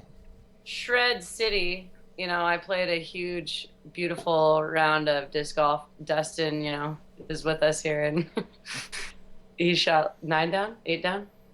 and I shot one down, which is cool for, I missed a few things here and there, but anything you shoot under on a course that's new but your home course, you're happy about. Yep. And Joe shot really well. Yeah, I don't know if I believe that, but anyway. Joe, our cameraman, always says he shoots well. Right, because it's fair. Joe Yeah. and I, because we've been roommates and we're such good friends, have this whole competition mode going on, and he whoops my butt a lot. Sure. It's true. Sure. He Sure. literally has beaten me a lot of times. But I won today. That's fine. That's fine. Well, that's probably how it's going to be from here on out. Probably. We can do a side, our Zoe and Joe doing on the side. I don't know. So it's Maybe fair. not. It's safe to say Joe does better disc golf work behind the camera than in front of it. Is that what you're telling us? No, man, I'll tell you. That's horrible. Well, Joe's like way professional behind the camera. Uh-huh. But Joe's like Way smashing amateur behind the disc right now. Okay. Got Yep. some Hyzer flip game. Dude, he does this putt that's nasty too. Super nasty Hyzer putt. It's pretty good. Who birdied 16 at Maple Hill? I don't remember. I did. Paul Macbeth, not you. That's who birdied it. I'm pretty sure that was right. Yes. Anyway, so, back to kind of hone it in, because we should do that Yep. a little bit more. And I think that everything that Smashbox has to come throughout the Pro Tour and things that we're going to continue to announce. Specifically, that kind of thing needs to be edited, like saying Pro Tour, National Tour, the right things in between. I'm going to completely smash on the women's events and trying to make that a tour. So that's like the pre-announcement tonight. Okay. How's that sound? I love it. There's nothing we love more here Than announcements and pre-announcements. Teasers And to then announcements. Keep going with it. Yeah. Yep. And you have to be flexible when you're playing professional disc golf and or doing any kind of touring. When you're filming it, when you're doing Smashbox. And we're going to be able to report from a lot of different locations and zip codes. And I think we're going to be able to do more stories. And it's going to be really good. Yeah, It's yeah, gonna we're be looking so forward to it. We're I- looking forward to next year. I concur. Well, I think all of us involved, both of you guys, Dana, everyone, maybe like who else. I think that a strong team of true reporting, and then some of us being the players, some of us being the ones on the live action of filming and like what it's like to always see and interview. We have a lot of things to give to the public, so Yep. that's enough. Of My that. cup overfloweth of Yeah. things to give, or Yeah. something. Anyway, all right, Zoe. Well, it's been far too long. Too long since we last saw you. So let's not let that happen again. But Okay. we certainly are glad to hear you're safe and you've been out having the time of your life. Cue up Patrick Swayze. No, dancing around. No, but you've been out there, and we love the fact that you have your personal insights. It's one thing when we can, have people kind of tell us about something that kind of sort of maybe happened over there, or report back to us of things they heard or maybe saw or had to read themselves. But when you're out there living it, there's no better insight than what you bring us, and we really appreciate it. Oh, thank you. And it's only going to be more fun. All right. I wanted to say congratulations on a year. This is the anniversary show, right? It is. It Yeah. is. Thank you. Tomorrow will be our 1 year anniversary from the night we started our very first podcast. Yeah. Oh, you've aged. Yes, I have. Something We've got like more I think professional. It's amazing. You guys have come so far. It was so bad. Yeah. I mean, So No. much better now. the two guys that did this before us, they were awful. Yeah, They were We replaced awful. them. Those guys that don't wear suit coats, they sucked. That's but, right. Yeah. It's really how you guys dress is what's making this show. I mean, it's only becoming better and better and better looking. I mean, Yeah. you guys are looking Thanks. so fresh. We're aging gracefully. That's the plan. All right. Well, we appreciate, Joe, everything you've done. We look forward to another huge and very successful year with Smashbox and wherever we'll be bringing live disc golf to the hundreds and thousands and hundreds of thousands of people out there next year. Zoe, you guys are continuing this next year? I thought this was like a one-time. This is a farewell. We haven't decided. This is our farewell tour. Wait, the wrap show? The end show. I We're thought gonna this was the wrap-up. They gave it a year and they were saying, screw it. Didn't work out. I didn't realize we were going to start freestyling because we're going to nail it so hard next year. We right. are going to. All right. Anyway, Joe, Zoe, we're going to let you guys go. We appreciate it. Hi to Dustin and the rest of the crew out there in Bend and all the supporters we have out there. Thank you guys for tuning in. Thanks for supporting us, and we'll catch up with you again next week. Thanks, guys. All right. Have a good night. Thank you. Bye, you guys. Good night. We're going to give one last shout out to the Women's Disc Golf Outreach. Please go ahead and like them on Facebook. Do all that other fun stuff. They do a lot of good for the women's community in disc golf. So please take the time, go like that. If that's any interest of you, if you have a wife or a girlfriend or a sister or a daughter that plays or a mother that may play, point them in that direction.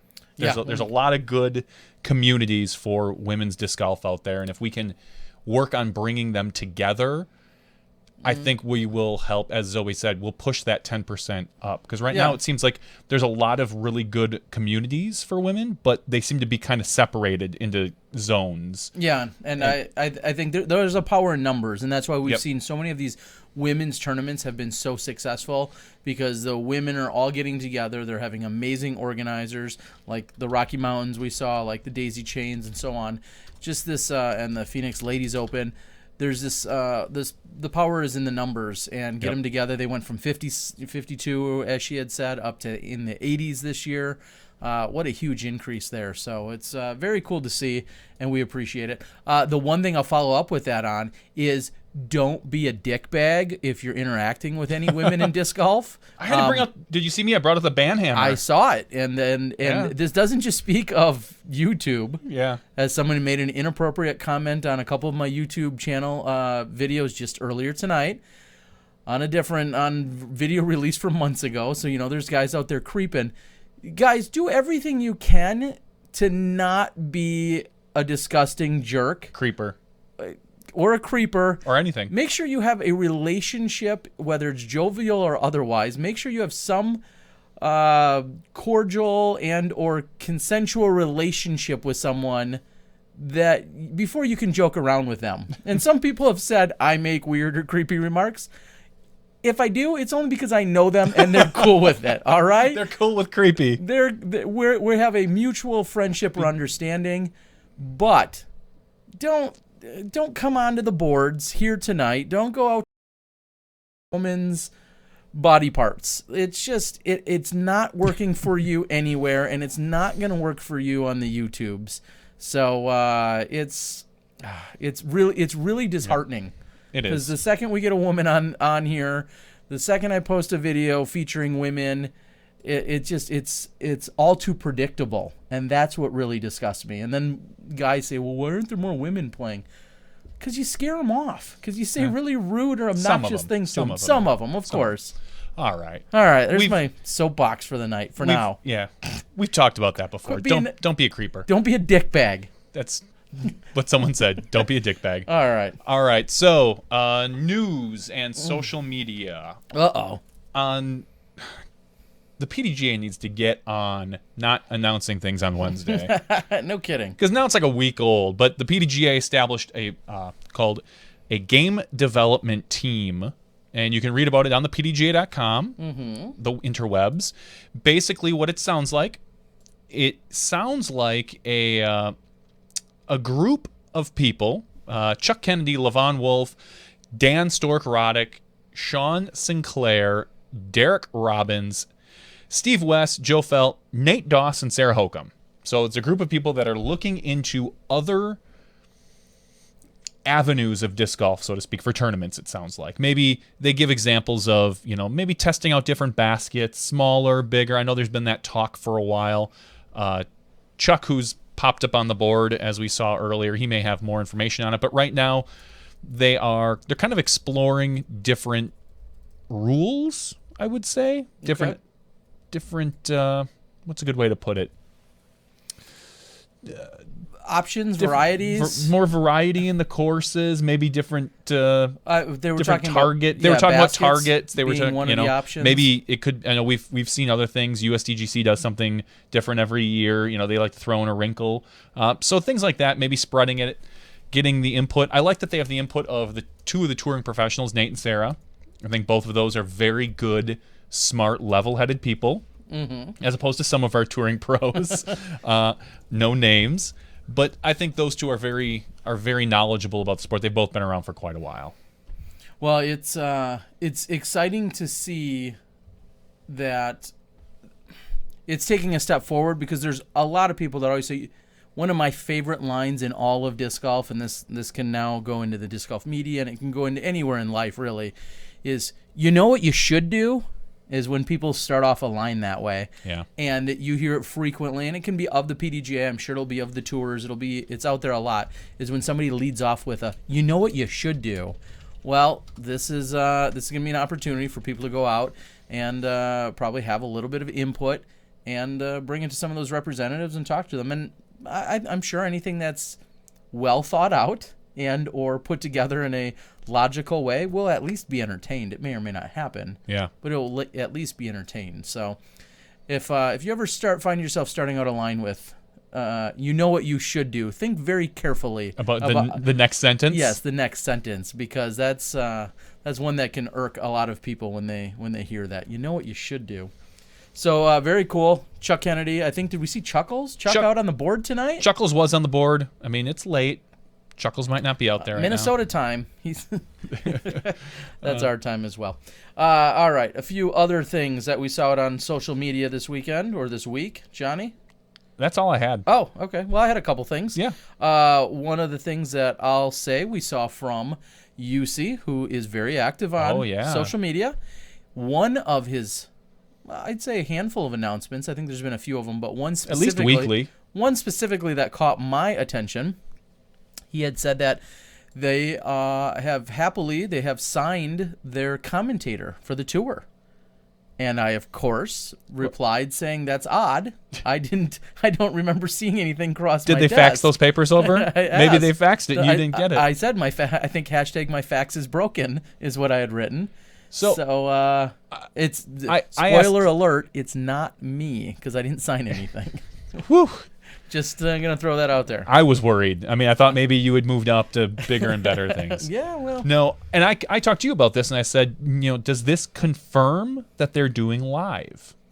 And we said, no. It doesn't confirm anything. No, because this could be commentating after the fact. This could be live commentating. And then we were trying to brainstorm, who would it be? Who could it be now? Who could it be now? We don't know. Well, there's no confirmation. I asked Jamie Thomas outright as to who it was, and he said that it'll be announced later in the week or early next week, and then gave me the old winky face. Ooh. So that was telling, but not. I'll throw my guess out there. Okay. I think. Me. Nope.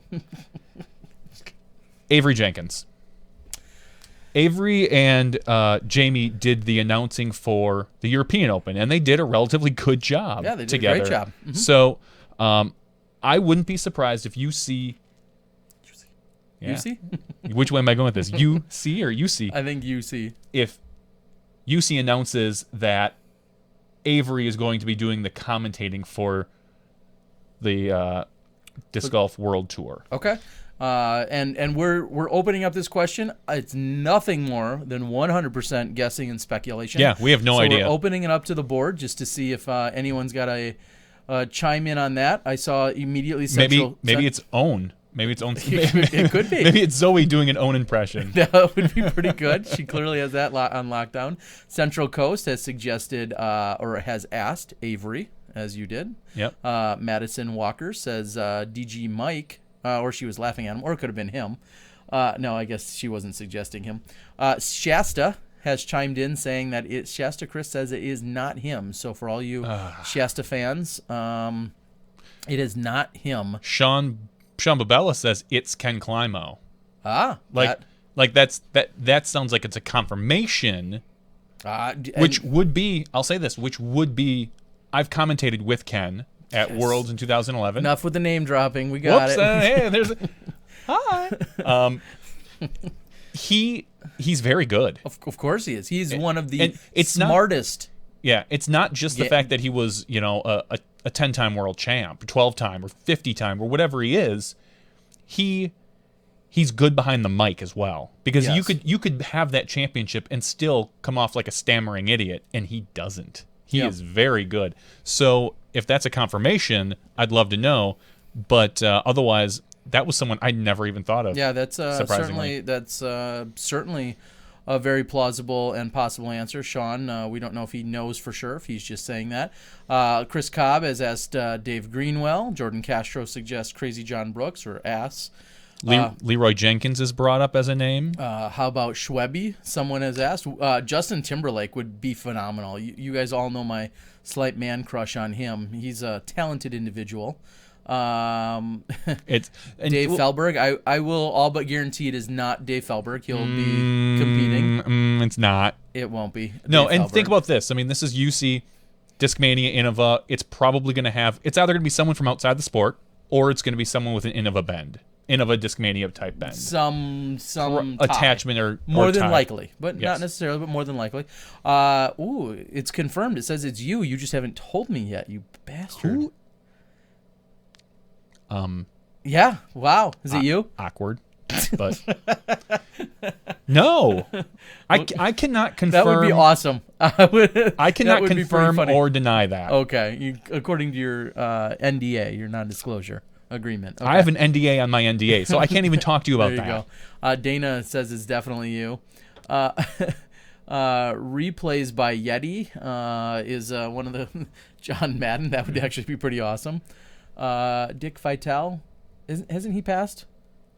Or am I thinking of Jimmy Valvano? Well, Jimmy V passed, and I don't think Dick Vitale is dead. Okay, well, sorry, Dick, if you're out there listening. It's not D's. No, it's not. Definitely not D's. What about nuts? Barry Schultz could be good. He's just not super sociable.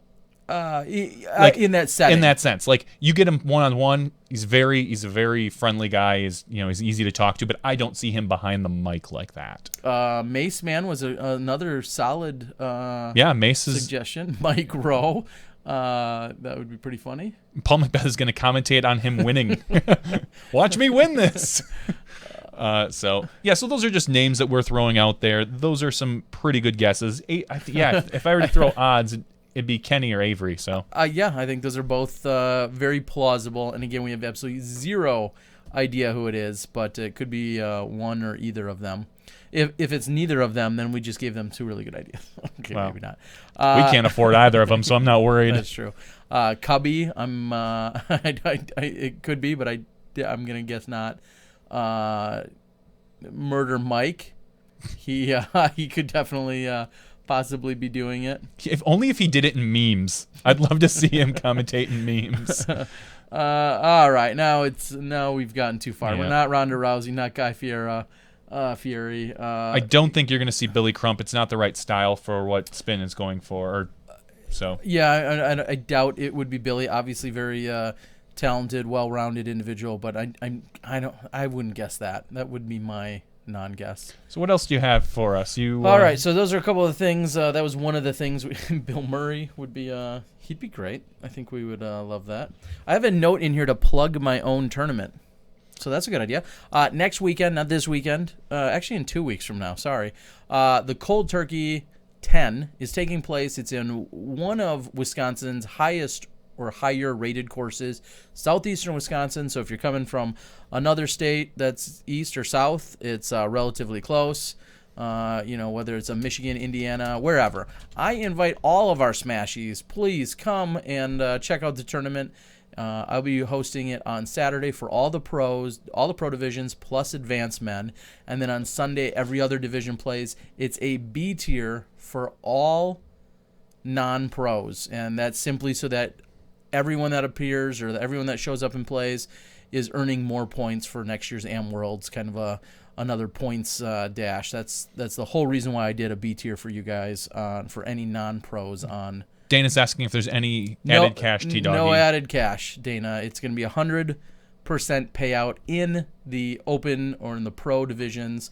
So whatever comes in will go back out in the pro divisions, and then there'll be more than that actually in the amateur divisions. So anyway, Cold Turkey 10. I'd love to see some of our Smashies. It'd be awesome if we just had a whole bunch of, I'll say, new players that wouldn't normally be at the event, but they wanted to come up. We could hang out. If there were a handful of them, we could do something cool or special on maybe Saturday or Sunday night, whatever.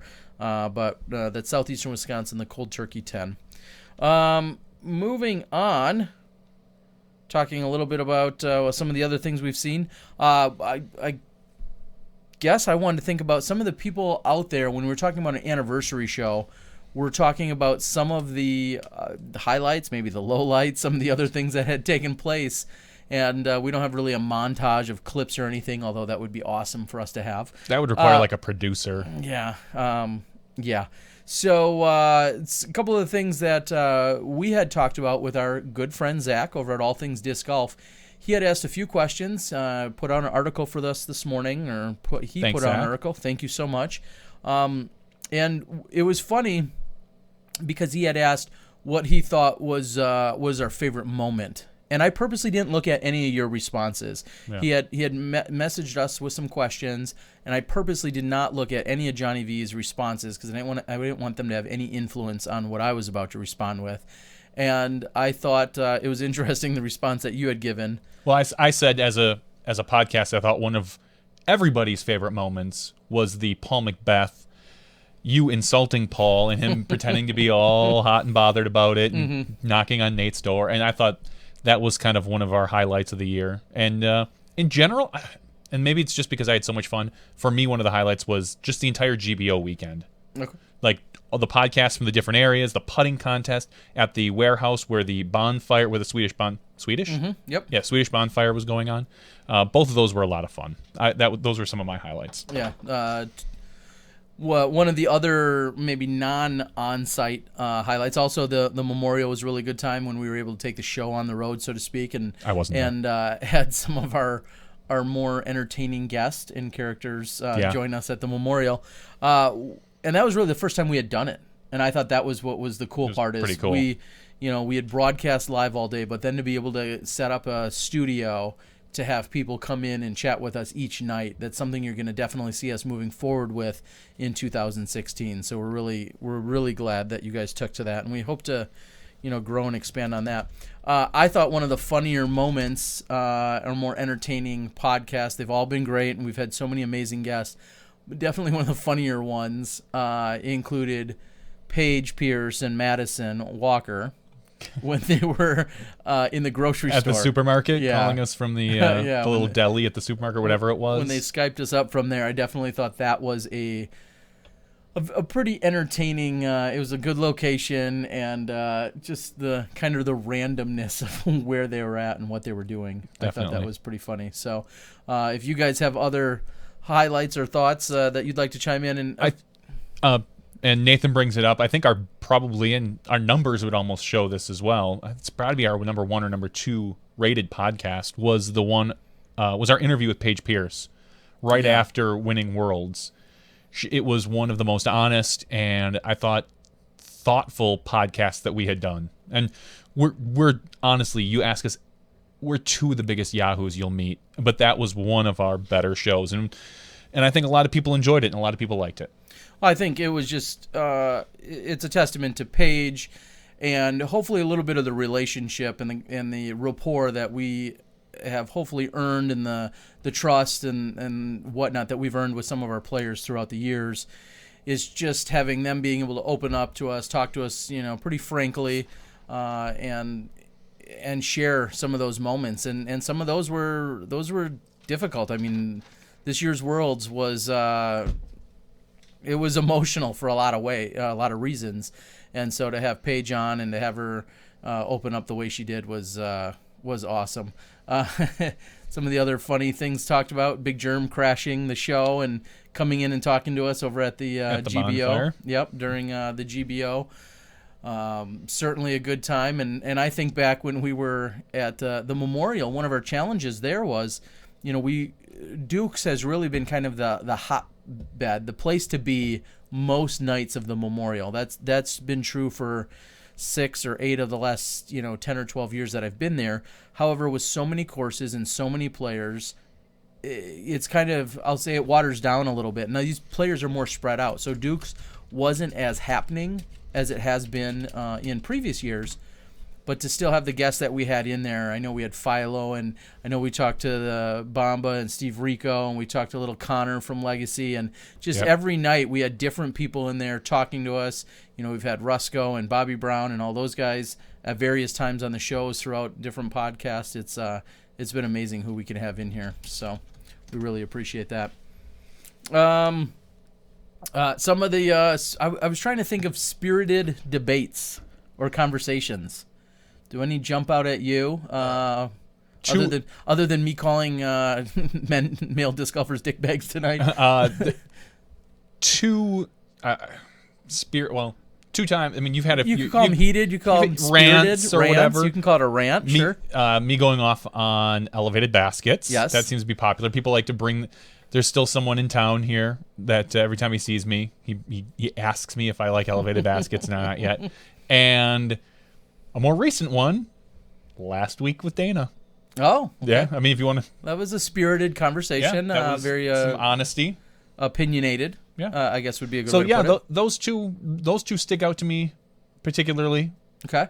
And if anyone else can remember any really hotly contested rants, soapboxes, spirited conversations, flat-out arguments or disagreements, feel free to chime in. Those were a couple of them. And Beats is saying JVD going off on swearing. That was the other one I had, actually, on my list. Which is funny, like swearing here. And the funny thing is, I don't think I went off on it. I was particularly saying that it doesn't bother me. And then we got into a spirited debate. A spirited debate about why are you such a prude is what it came down to. Yeah, that's exactly what it came down to. But those were some of the ones that, off the top of my head, came through. Any guess? Again, this was. It's tough to say because we've been on site and we've had a few people just kind of come in for a few minutes here and there. But any guess as to who our most frequent guest has been? Probably Paul. Okay. I know he's been on at least 4 times. Okay. It has to be Paul or Stevie. Rico pops in. It seems like every time we're on site, he likes to stop in and we chat with him. And they've always got something new going on at Legacy, so we kind of get the lowdown with that. Mm-hmm. Yeah, I don't know. And I was gonna say, anyone else? I know we've had. I know Paige has been on a couple of times. Once or twice, with or without Madison. We've had a lot of our sports top women on once, and I think we need to start cycling through, having them rejoin us, give us some updates. This would be a good question for the board. If anyone remembers who our first female player was that joined us, so let's see if the board can come in with that answer. I don't even know for sure, but I think I do. Okay, I know who it is. So it'll be interesting to see. One of the highlights, certainly, and it can be a little bit of a podcast, and I think just as much of our overall broadcasting efforts. I would definitely say one of the highlights of the year would have to be Dutch Napier and his Smashbox tattoo. Oh yeah. So Dutch, we love you. More than words can say. More than words is all. Never mind. Anyway, we should do a little extreme. I think we should do some extreme. I think we could do that. It would be really funny if Jimmy Fallon hadn't done it a couple months ago with the whole hair and everything. But okay, so a couple of the ooh man, the board is blowing up. I think DG Mike nailed it. DG Mike is seems to be the correct the one with the answer. And Katrina Allen was the first female. Was it episode 5? I think it was episode 2. Was it our second episode? I think we went Steve Dodge. So right for so many reasons. Yes. Steve Dodge for our opening show ever, I believe. And then I think our second ever show, and somebody could do the quick guess, but I think our second ever show included Katrina Allen. She had an amazing 2014. Yeah. And it was just a no-brainer to bring on the single best female player in the game. So we were really glad. Schweb says no more singing. You're just jealous, Schwebby. Oh, Schwebs. You're jealous.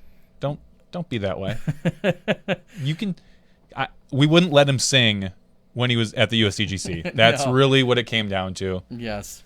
So, and maybe at the end of the year, we'll have to come up with something cool for our best broadcast moments that weren't necessarily during our podcasting. But, of course, and we see AJ Risley, him and his dad have chimed in plenty of times, but AJ helps with some of the initial graphics and has been on the show and helped out in as an additional role, as a guy that's chimed in and been there for us, so we appreciate that. Was it this year that Germ won Memorial? Yes. Okay, it seems so long ago, It but does. That was back in... I think to me, that's one of the absolute highlights of our broadcasting was AJ and the shot that he got with Germ just draining that putt from 70, 80, 90 feet away, whatever it was, downhill. I think that's one of the highlights right there. We started out really well and went uphill from there. Yeah, exactly. All right. One of the things I had reached out to a few of any of our top players or pros, maybe if you've been a guest or otherwise, especially if you've been a guest before, feel free if you want to check in with us tonight. Give us a few minutes of your time. We'd love to have anyone tune in, and we've seen a lot of our guests before. We've seen Dutch. Dutch is out there on the board. And Dutch saying the ace on ESPN was a highlight. That's true, because that GBO weekend, that's kind of a blur, but more reasons than one. That GBO weekend and having that ace, all hanging out at the bar with some of our best buddies, and seeing that happen. So, if anyone wants to chime in, you're more than welcome to hit us up. Otherwise, we could start wrapping up this bad boy before. Well, here's my thought. Let's do this. Let's wrap up the show and go to bed. No. Whoa. Let's wrap up not You gotta together. get a few more drinks in me first. No, I don't. Let's wrap up the show, and then let's do something we haven't done since like the second episode, and we'll just open up the lines. The line. The line. We don't have multiple lines here. Just one line. Yeah, we'll open up the line. Anybody that wants to call in can reach us at 1-800-SmashBox. at our SmashBoxxTV on Skype. We will. It's the after show, so we'll take anything. And we got a couple requirements that we'd like to have. One is that you're using Skype, and two, that you have video, so the whole world can see you. And yeah. Yep. And please be clothed. And that goes for Dana and others. No, this isn't Smashbox Roulette. All right, we need to. This is not. All right, Johnny. I think we can put a bow on it. Put a bow on call it a day. Put a bow on a year. Yeah. What a time. It's been amazing, as we said to Zach and All Things Disc Golf. We had no idea what kind of reception we'd have. We're so glad that you guys have dedicated, some of you every Tuesday. Countless hours you've dedicated to us. We're shocked too, and frankly a little scared. But someone had said on Facebook that it seemed like longer than a year. Tell me about and I it. said some of our podcasts seem like longer than a year. It's been a lot of fun, and as we said last year when we had the idea, it was, hey, let's get us through this, we just wanted to stay relevant. We'll give you a little secret. We just wanted to stay relevant. We felt like we had a great opening year of doing live disc golf broadcasting. It was really exciting for us, and we thought, let's just let people know we're still out there. We still exist. We're still going to be doing stuff. So the podcast really came about as a way through the doing something once a week, and we didn't even know that it was going to be weekly. We weren't sure. Yeah. And so the fact that we could come in here every single week, and then we thought, well, as soon as the Memorial or so hits, we'll probably call it quits. Yeah, or go down to once a month or something like that.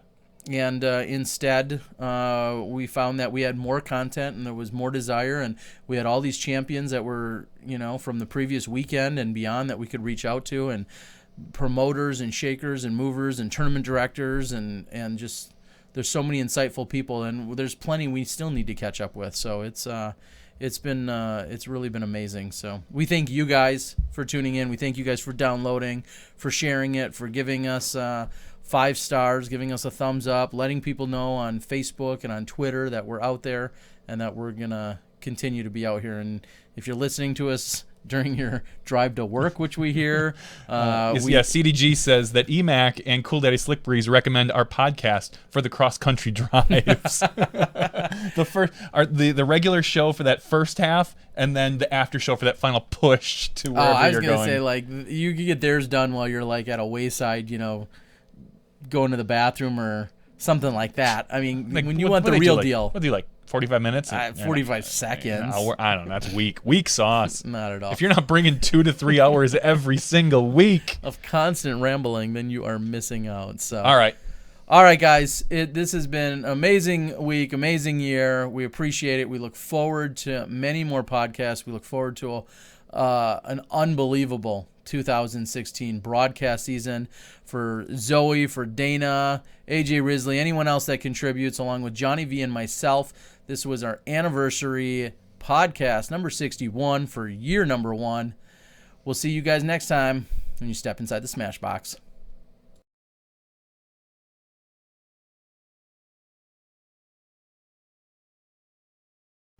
All right, ladies and gentlemen, after show. We are back for our... I didn't even bother to try stopping and starting it because I want to mess around with that. That didn't work last week? It didn't work. It was one big show, and then whatever. I'm not worried about it at this point. So we should have told people we were going to for sure do an after show. But anyway, we're here, ladies and gentlemen. Yep. Well, it's Johnny V, Terry Miller, the Disc Golf Guy. No one's going anywhere.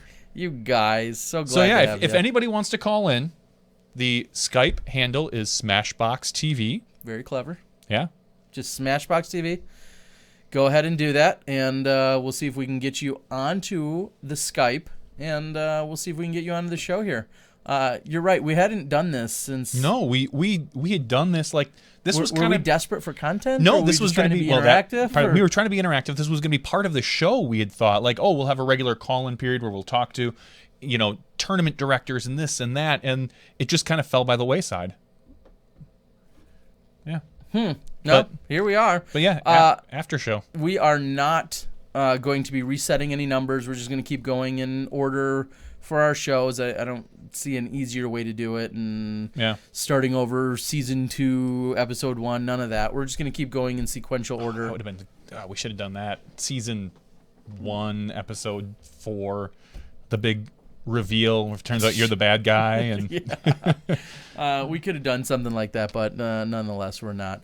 One of our normal after show callers was Liz, and she's now in like Australia. I know, but I reached out to her today and I said, Liz, I know you're in Australia, but if it's probably mid-afternoon there. Yeah, she said she wouldn't be, and it's probably just about time because she said it'd be a couple hours. That was a couple hours ago.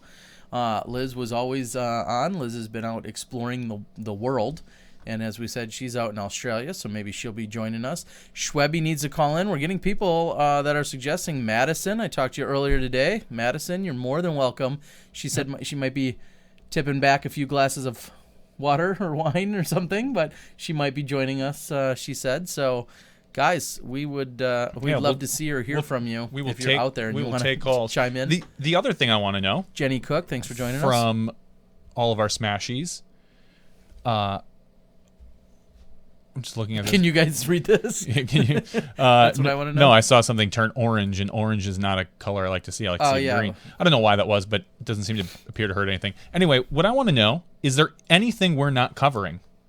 Do you have other ideas, other things that we should be doing, or that you would like to see on our podcast? Not Naked Dana. We don't want to see Naked Dana. No, Naked Dana. Yeah, I don't know. Because short of now, we give you a little local flavor because we are Illinois, Wisconsin, so we give you a little bit of that just inherently. Do we want to talk about, your local league that had 22 people? Maybe not necessarily. Now, if your local league has 222 people and it's the largest league in the country, that's a little bit more of a story for everyone.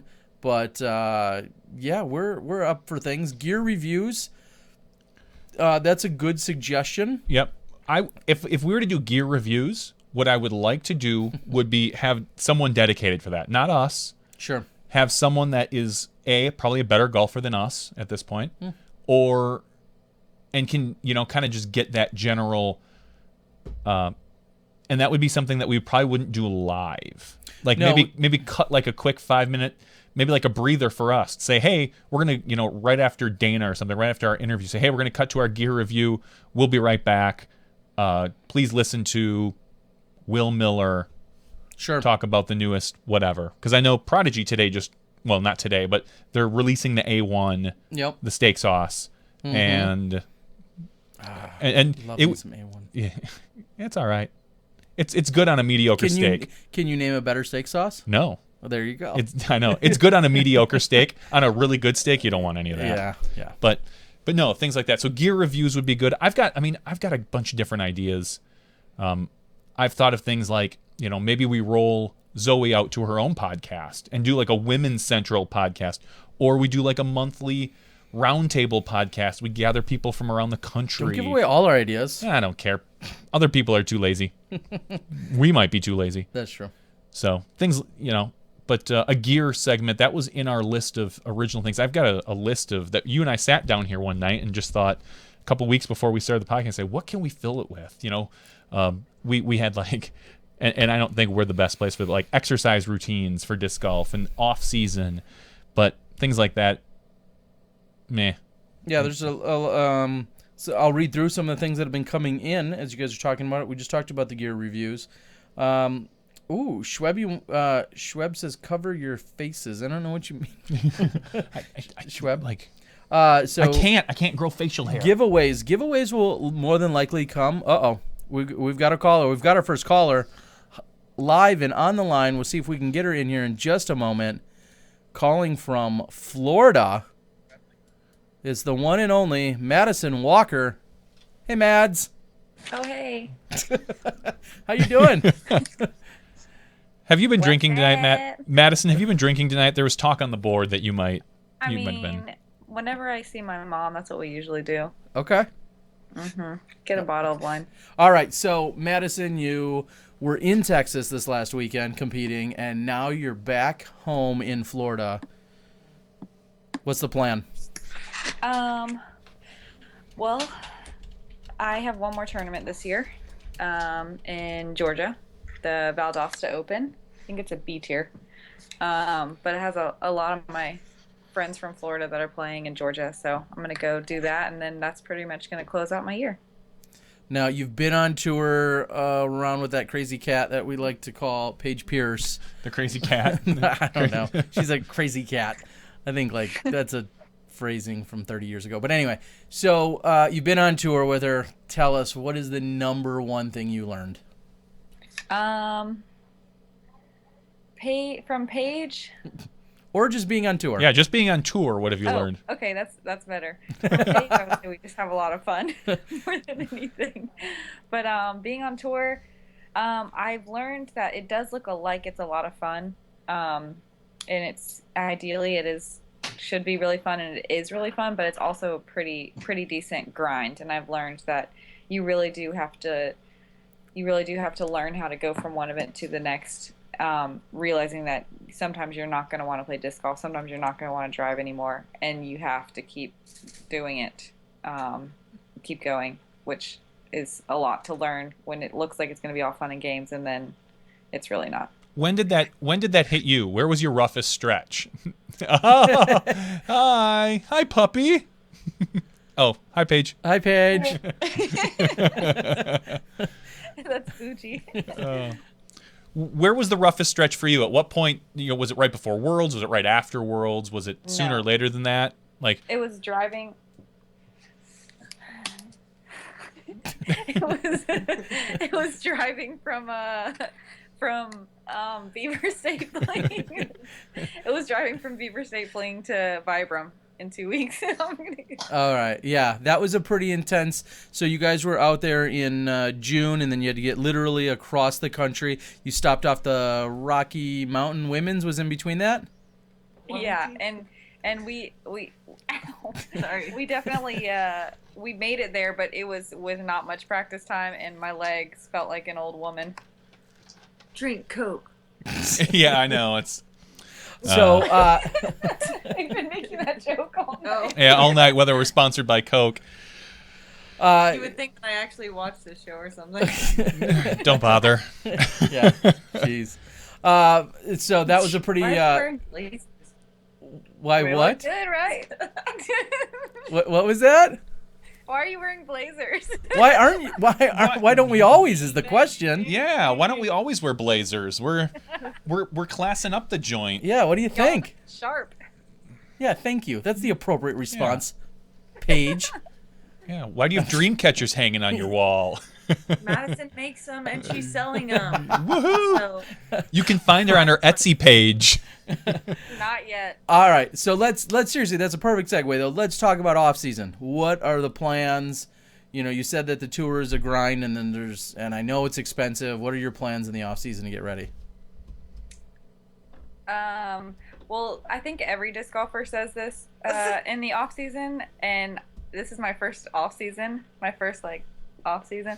I think every disc golfer says it, but I'm saying it, and I've caught myself saying it a million times. But I'm gonna work out. I'm gonna get strong. her dog just sighed really loud. Yeah, yeah. He's heard it before. He's heard it all before. But I tried to wake her up at 5:15 to go to the gym with me, and she didn't budge. So Not so much. Paige is doing a 3 times a week Okay, cycling let's class. not- Like soul cycling or something? There seems to be a joke there. I'm Yeah. not gonna do that. I'm not gonna cycle, but I'm gonna try to do something that it's like working your body out. Okay. So, Paige, are you going to be hanging out in Florida for most of the next few weeks or months, or what's your plan? No, we're going to Puerto Rico for 3 weeks. Oh, okay. Oh, that's yeah. Is that part of the workout plan, or what are you guys doing? No, we're not bringing disc golf bags. Oh. Yes, we. No. No. We're gonna. No. Just bring No. a disc. Kayla Not said a bag. We might use one of Kale's discs, but Oh. I'm not bringing a bag. Okay. Me neither. Yeah. Do you want to plug the Prodigy new bag that just came out? Do you have one? No. Why did I do that? I don't know. How did you open that door? Because we're a platform, and we just like to let people do their thing here because we're nice like that. You never know what's going to happen in 2016. All right.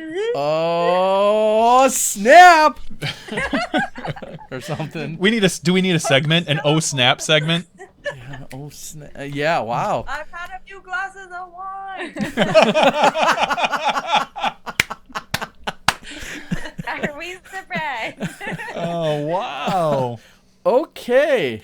Well, So, all right. yeah. So with a few glasses of wine. So what we haven't heard, we haven't spoken really to hardly any women about the new tours coming up. What are your guys' thoughts on it? Like, do you plan on hitting a particular tour, or just, fitting them into your schedule and getting to whatever ones there are? I haven't really sat down and looked at how all of them overlap. With the National Tour and the Disc Golf Pro Tour are really the only two that I'm looking at all. Because the World Tour doesn't apply to me at all, except for in viewership. And the American Disc Golf Tour, I think we've talked about that before, Terry. Mm-hmm. But other than that, I haven't really sat down and looked at all of it. I know Paige hasn't. She's done a lot of Netflixing. Oh, what's on the Netflix queue? Huh? What are you catching up with on Netflix? First of all, it's Hulu. Second of all, damn. I wanted to watch Workaholics because I watched a few episodes and I was in love. Now I'm done. High quality. And I haven't been back in Hulu since. Okay. So, Wow. When you go search, what genre are you going to look for? Are you going to look for comedies, dramas? What will you go search for on Hulu? This is what everyone wants to know. search Anna Kendrick and search. Okay. That's it. Yep. She's a dreamboat. Okay. She Wow. is. She is. She's very, very much so. Okay. So She's very funny too. She's when hilarious. do you guys go to See, Puerto she makes Rico? you speechless. It's fine. You have. She does. When do you guys go to Puerto Rico? We're going. Yeah. We're going. We're going. The day after Thanksgiving. Yeah. So you're gonna Until miss my like tournament. mid-December-ish. Okay. And do you know people there? You guys just have a vacation resort or what's? Kale. Yeah, Kale's going, and he kind of put the idea in our head. He's got a friend there. Okay. And it's right near a coral reef, so If Kale invites you to go to a beach, you pretty much say yes. I don't know if you've ever seen him, but yeah, Mr. Is he Mr. Disc Golf Dreamy or Dreamy? McDreamy. No, I don't know if that McDreamy works for him. is the yeah. I'll go. Yeah, Kale. Yeah. So I just released a video with Kale in it.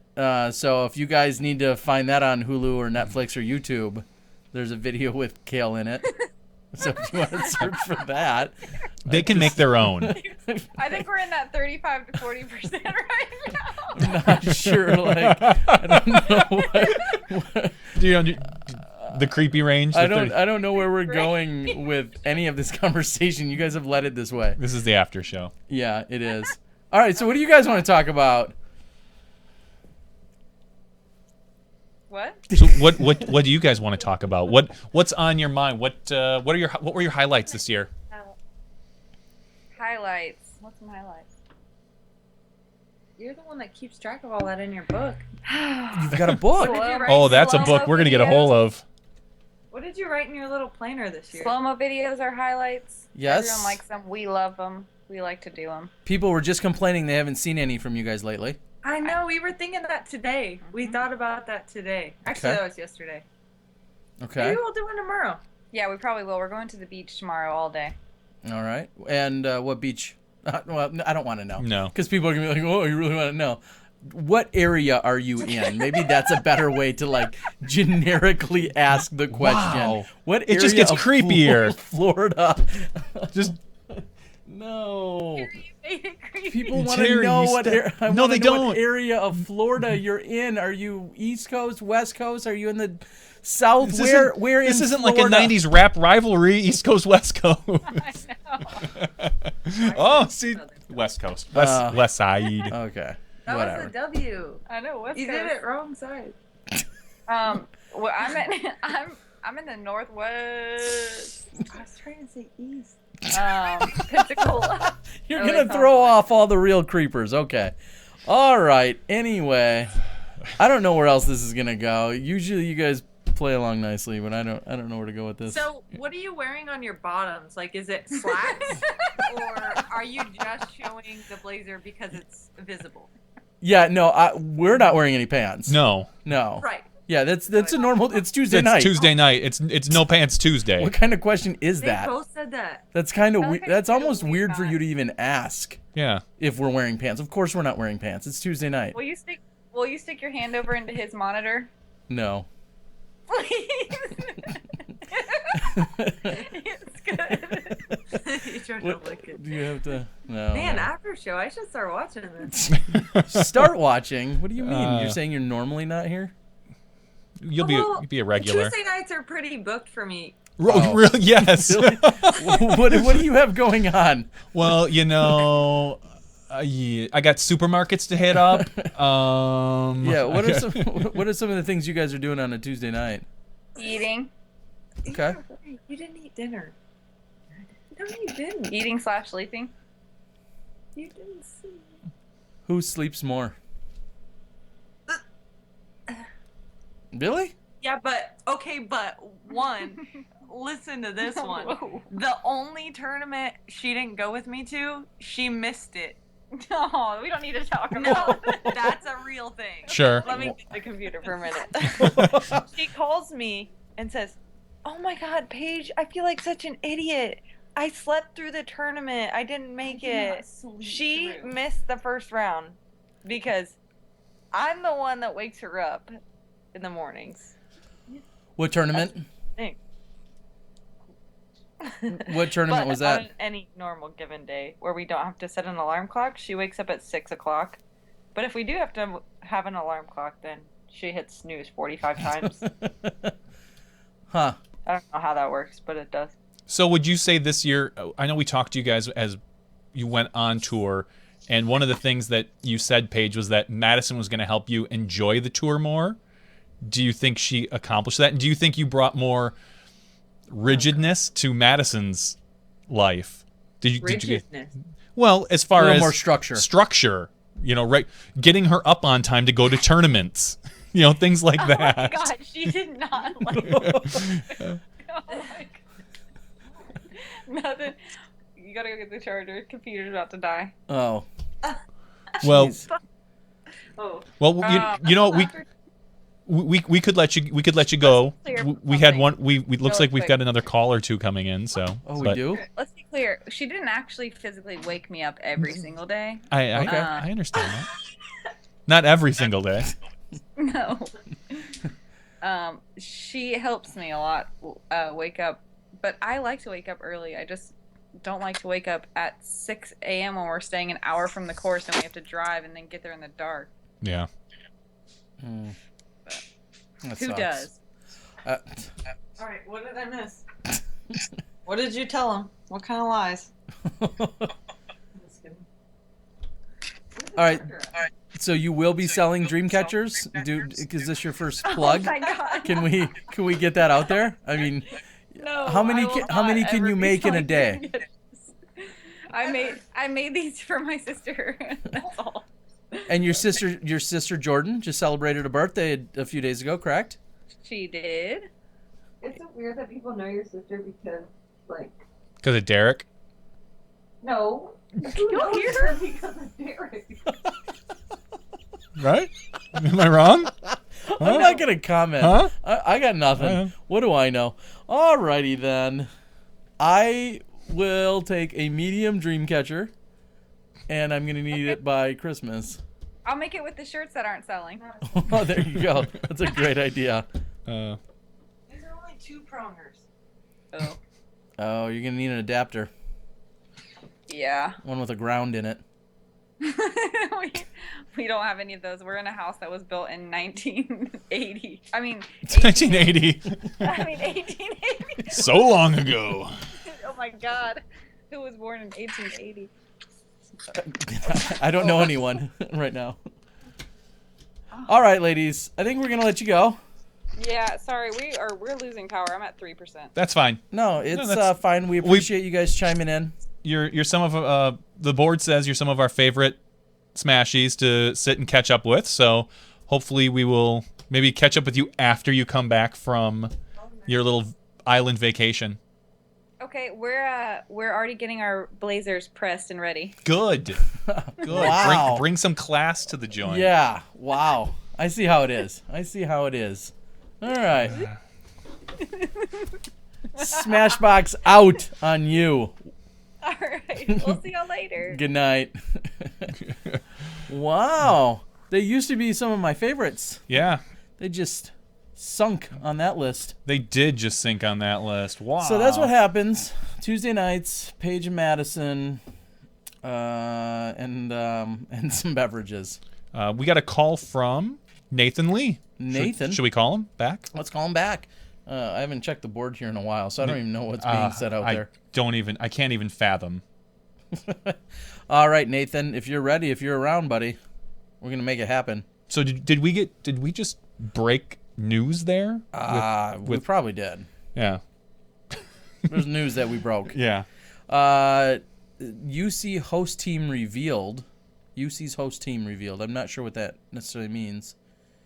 Maybe we can get some more information. It looks like Nathan Lee, who had reached out to us. If Nathan picks up, we can have a conversation with him. Yeah, Beats 1982 saying that was rough. I will say this. Normally, I feel like most conversations go pretty smoothly with them. I didn't think that was too rough. It was more fun than anything else. It was fun. Yeah, it wasn't rough. There wasn't a lot of pointed direction as to where it was going. So I'll say this. It's the 1 year anniversary. It's the after show. It's more call in, let us know what you're up to. If you're a Smashie, what you enjoy, what you don't enjoy. If you're one of our guests that we have regularly, we're just happy to. Lots of comments out there about speculation, saying she hopes she goes to MVP.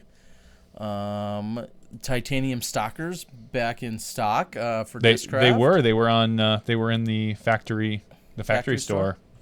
All right. Well, if we can get a video signal, we've got may Nathan. have a new guest. Just send your video now. We're not going to ask you what you're wearing, like Paige and Madison. You know, maybe he can't send his video. Maybe it's it's inappropriate. All right, ladies and gentlemen, welcome to the show, Nathan Lee. Hey, Nathan, how you doing? Oh, pretty good. I'm just gonna figure out where the center is here. There you go. You look, yeah, there you go. You're all squared up. Looks pretty good. Where are you? My wife sleeping in the background. Hi. Hello. Where are you calling us from? I'm calling you from beautiful Granite Mountain Disc Golf Course, actually, in Applethorpe, Queensland, Australia. Wow. Australia. That's That's awesome. why that's not bright light. That's actual. That's daytime. daylight. Yeah, that's daylight. That's daylight. Awesome. Well, glad you could join it. You're our furthest call in ever, I think. That's true. Yeah. Well, glad. Are you normally? So Doesn't it's get much further. so it's Wednesday at I'm going to guess about 1:30 in the afternoon, 2:30, 3:30. 3:30. Okay, so it's Wednesday, 3:30 in the afternoon. And do you normally set aside this time? Do you take off of work to watch Smashbox? What do you? I'm just working casual leading up to Christmas, so just happened to have a day off today and thought I'd try and tune into you guys. Like, the internet here is not the best. Okay. So it cuts out here and there, but it's working fine today.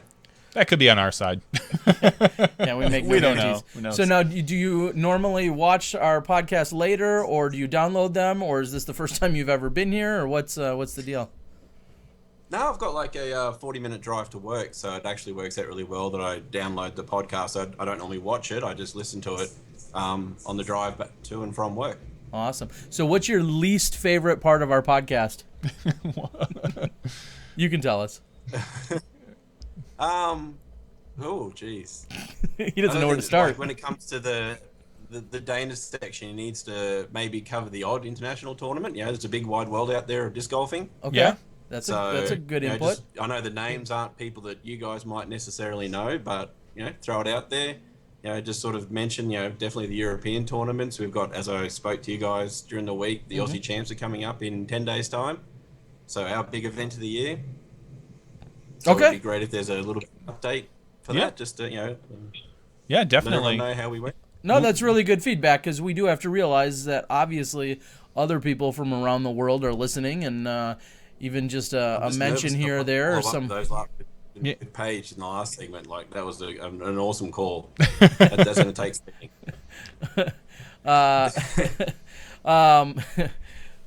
Some of the other things that I've asked out there is we've got Jim the Hog wants to know if you know Gary the Goat. I feel like that's an appropriate question for some reason. No? Do you know Gary the Goat? No.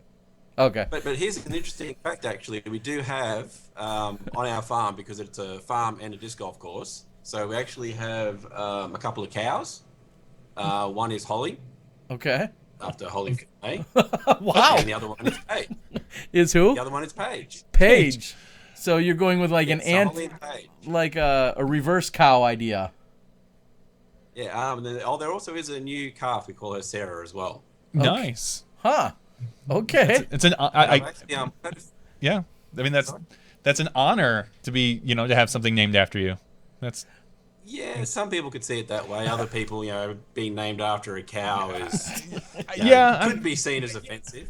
But I've actually had some really good conversations with Jeremy Colleague, and I've told him that Holly is actually extremely pregnant. She's due in like the next week or so, and I've told him that if it is a boy, it'll be Big Germ. Wow. nice. So Holly could be very giving excited birth to about Big Germ. Have you so you've got a course right on your property? Yeah. Nine or eight? Last year, 9 or 18 What's that? holes? How many holes? 18. 18. Okay. Yeah, we had our first event last week, Halloween Havoc. Went really well. Numbers were a little bit low, but you know, it's a start. Yeah. The event itself went really well. We cooked everything on site. My wife, Carmen, over there cooked all the meals for all the players. It went off really well, and hopefully it'll grow from there. But yeah, it's 18 baskets. Anyone can look it up on Disc Golf Course Review as Granite Mountain Disc Golf. Spectacular view over on hole 10 there. You get to see the whole township behind us. So yeah, we're really excited about it and looking forward to the next year and working out, you know, how we can make it legal for the council to let people actually come and play the thing. Wow. So that's one of the issues, is some kind of like zoning or something like that, I'm guessing? Oh yeah, insurance-wise and safety and all that, Yep. because you know, we do have like one hole that's 40 meters long, but then it's 20 meters up a cliff. Oh, okay. So we do have safe paths to get up there, but yeah, when you're sort of dealing with people, we have to really have some strict boundaries of, okay, yes, your disc is right on the edge there, but don't stand behind your mark and try and putt from there. So it's sort of a little bit of common sense rules, and we're looking like we had my cousin's children actually came out a couple of weeks back, and they're 5, 7, and 11, and people would tell you that kids that age aren't going to climb a mountain and throw frisbees, but they had a ball. Awesome. They got up there, they were throwing off, throwing up. They just had a ball, and they'd never even picked up a disc until that day. So anyone that tells you that a course isn't kid friendly, just give them a disc and let them have a go. Yeah, they'll throw a disc. They don't care if it takes them 100 shots to get it in. As long they'll run up and slam dunk it at the end and be like, "Yep, I beat you. I got it in before you." Exactly. Have you seen a lot of growth in disc golf in that area, even since the beginning of the year when the major was there? Australia-wide? Yeah. Definitely course-wise. At the moment, like the courses all of a sudden are just going off like crazy. I think I wouldn't say doubled, but I'd say there's 50% more now than probably a year ago. Okay. So, which, when you're dealing with 20 to 30, like obviously I'm not talking about 100 to 150, but yeah, definitely the course numbers are going off like crazy at the moment. It seems to be like every, I've hopefully got one coming up soon. Where I used to live, I actually used to live in a town called Ipswich, and a lot of trouble with the council, could never get a course in. So I decided, no, I'm going to move away and build my own. They come back to me like 6 months later and say, oh yeah, we're interested in doing the course. So it's like, so I moved for nothing. Thanks a lot for that. Our old neighbour, he's actually a 2-time Australian junior champion. Okay. PJ. Okay. So shout out to PJ. PJ, okay. PJ. Yeah, he's actually got awarded his first one or his second one by Jay and Des, because we actually had Jay and Des come out, and they've even played the course that we're trying to get in Ipswich, just a little 9-holer. But PJ's promised that I've moved away, but he'll take care of that course there. We had one go into a university in WA last week, I think it was, or just recently. Another 2 in WA actually went up in the last week. There's a few coming in New South Wales. So yeah, all of a sudden it's just courses are popping up all over the place. So hopefully with each of the courses coming in, there'll be growth in each area, because they're not all, it's not 10 courses in Sydney and 10 courses in Perth. Like, these are places now that we're getting that hour or two outside of the cities, so they can sort of grow, little areas, and then hopefully the growth continues from there. So what are your thoughts on the world tour? Do you see that as a positive for what UC's trying to do?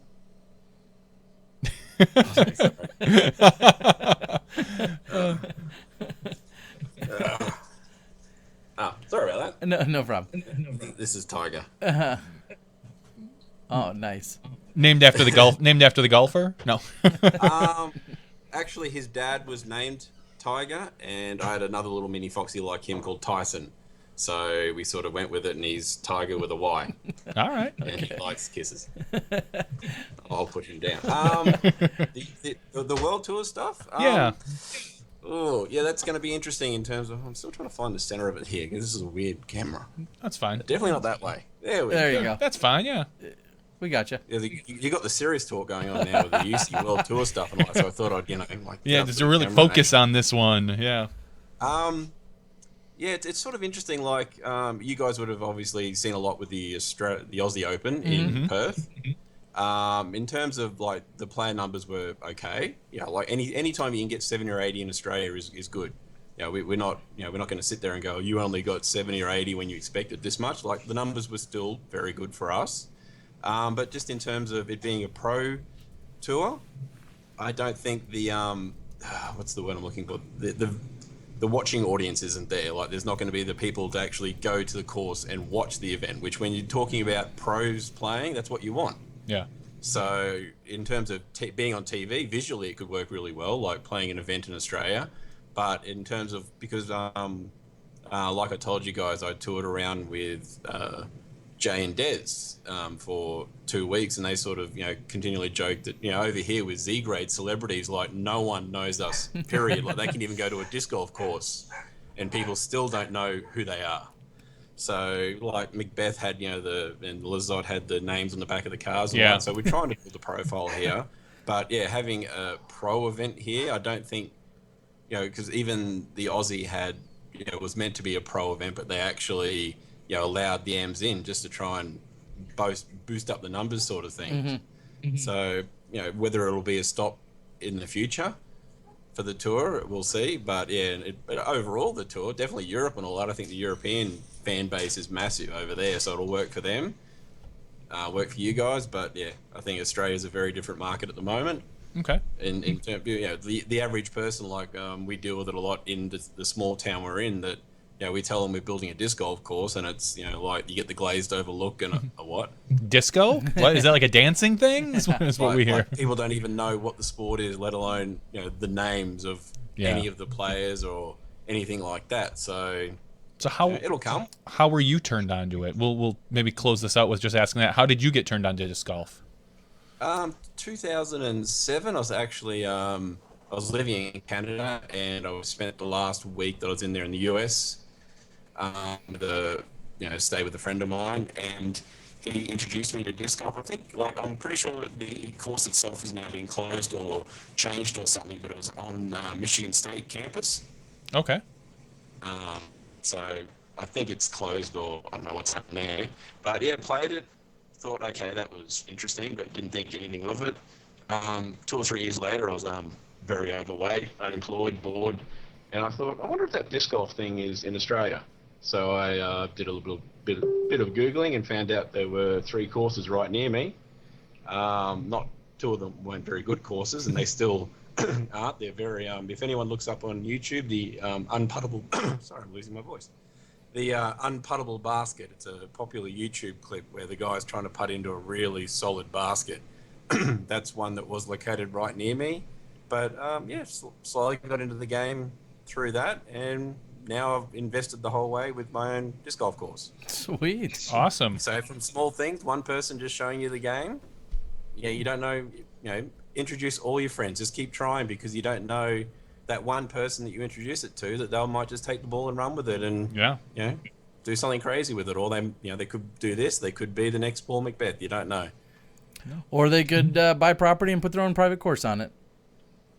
Anything crazy. All right. Well, Nathan, we appreciate your insight. We appreciate you being a Smashy and listening to us either live or on your downloaded podcast. And we wish you the best of luck. Maybe we'll check in with you sometime in 2016. Small shout out? Yeah, go ahead. Of course. During Halloween Havoc, I actually gave out lifetime memberships to 3 of our very close friends who they did amazing work for our course. They stayed here for weeks at a time and all that. So Rick Capalco, BJ Clevenger, and Gavin Cowan, along with my lovely wife over there. Just thank you. You 3 are amazing people, and couldn't have this course without you. All right. Well, there you go. Thank you, guys.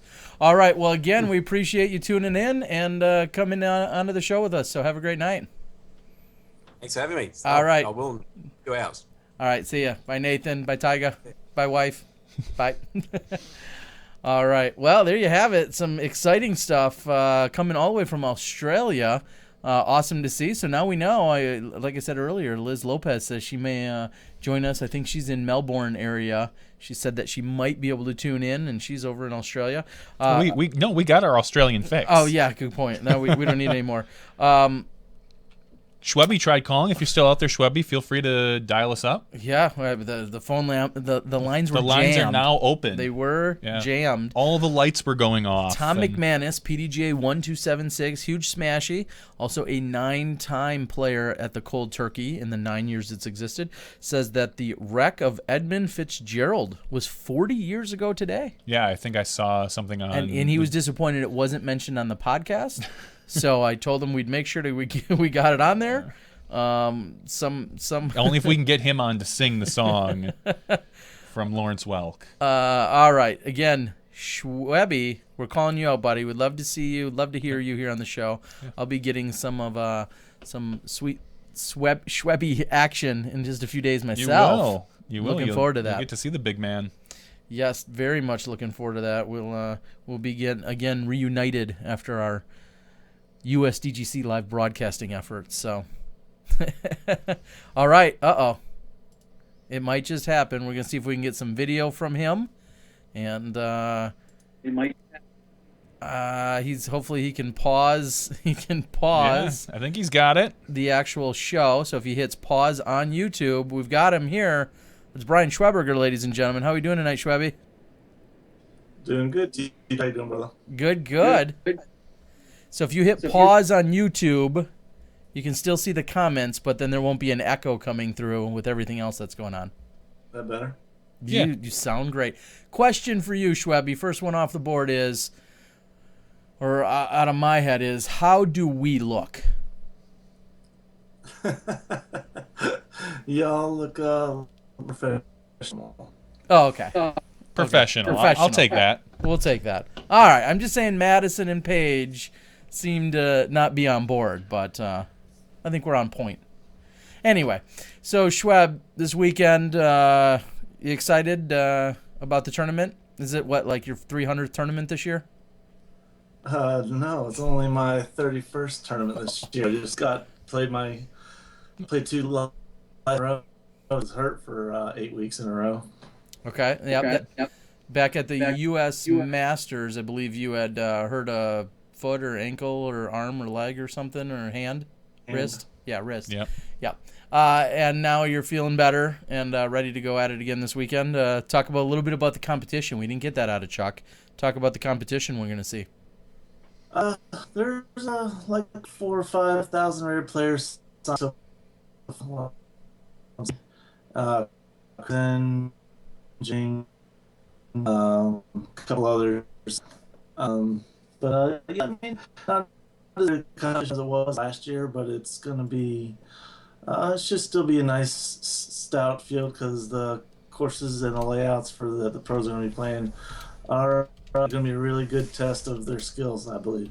All right. Do you feel like it favors any particular style or player, forehand, backhand, long thrower, accurate? Does it favor anyone?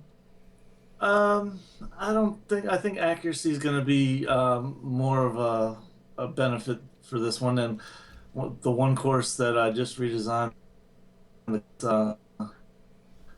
pretty cool. A lot of OB coming. I think you were saying a lot of OB. You seem to be breaking up on us a little bit, Shrubby. Said a lot of OB is what you will find on the course that you redesigned?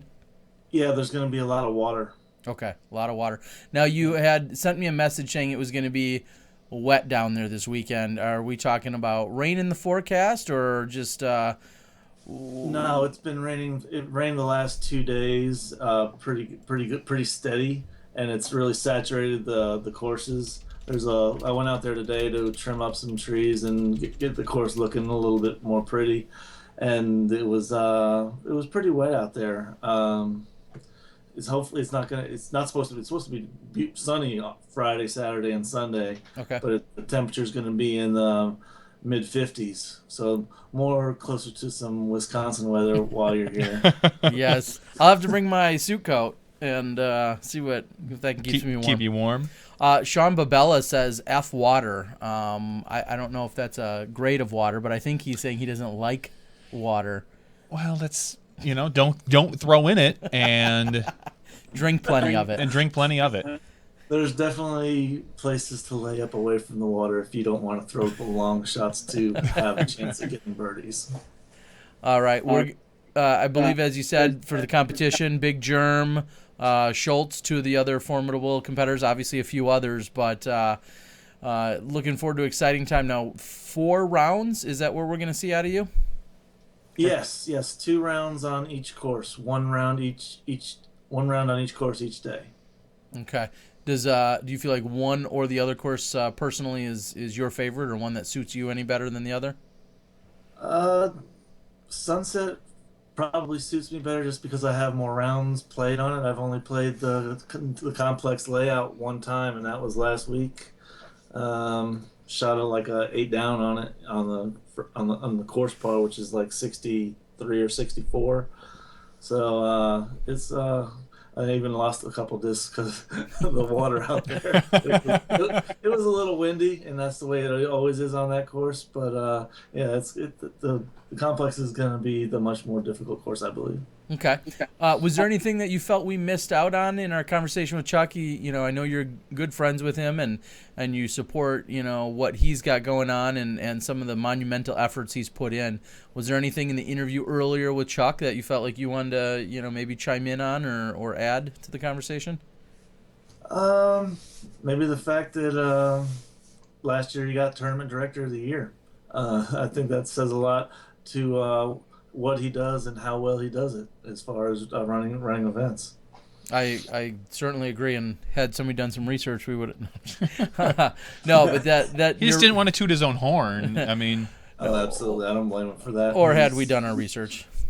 So Schwabi, I know that you tune in, and we appreciate your support. We've got a lot of top players that surprisingly tune in and listen to us two clowns. What would you like to see out of SmashBoxxTV's podcast moving into 2016? I think y'all are doing a pretty bang-up job. Nobody else is really out there doing it now. I know a couple of the people that did podcasts in the past, but they didn't really do anything live. Everything was pre-recorded and then put out there for people to listen to later. But the fact that you're doing it live is a pretty cool thing. I think just keep up doing what you're doing, and I think it's just going to get better and better just with the more experience you get doing it. We like to call those people scared. They're scared alive. One of the questions, and I'll slightly rephrase it, but one of the questions talking about the USDGC and commentating, they were complimentary of the efforts you and I did, but was that difficult for you to commentate versus being out there competing? I was past the point of being disappointed of not being able to play a couple hours after the doctor told me that I wasn't going to be able to throw by the time that the tournament was going to start. So the fact that I could contribute to the best event on the planet, it was an honor, and I appreciate you asking me and letting me participate. Oh, cool. So we've got to ask. I mean, you were definitely a name that was put out there. Are you leaving us, and are you going to Disc Golf World Tour to do commentating? No. Okay. All right, it's officially confirmed. That's right. One guy off the list. Bring up the other 600 possible. That's right. I don't even know how many of those big events I'll be playing. I mean, it's cool and all that they have all these big tours going on, but yeah, it's just I like staying closer to home. I did my 3 or 4 years of on the road full time, and that was enough. I got to meet a lot of great people, traveled around the country, and I'll go out of my way a little bit. I'm going back to Alaska again this year. They got 10,000 added up there, and awesome. I totally recommend anybody going up there. It's an absolute amazing time up there. Well, with Chuck, you barely need to travel now to play 40 events a year. Yeah, I haven't even really played, but maybe less than 10 of Chuck's events this year. So I mean, I have so many events to choose from within 5 hours of where I live here in North Carolina. It's just I get to pick whatever ones I want. So. Well, we actually had to let Chuck go because he was just about to call 2 minutes. He was running another one tonight. No, you spoke of Alaska. I know in person we spoke a little bit of Alaska. I definitely would like to reach out. I'd love to find myself up in Alaska covering the event, and I'd love to be able to throw some discs around just to say that I've played in Alaska. But it sounds like they've got a really good scene going on up there, and some really good efforts that bring you up there, and that's a pretty big thing when someone like yourself, who's toured so much, can speak so highly of an area. Yeah, they for every year the prior year's winners, they pay their entry fee and for the next year's tournament. So I mean it's a no-brainer. I mean that's $100 I don't have to spend, and all I gotta do is get a plane ticket up there.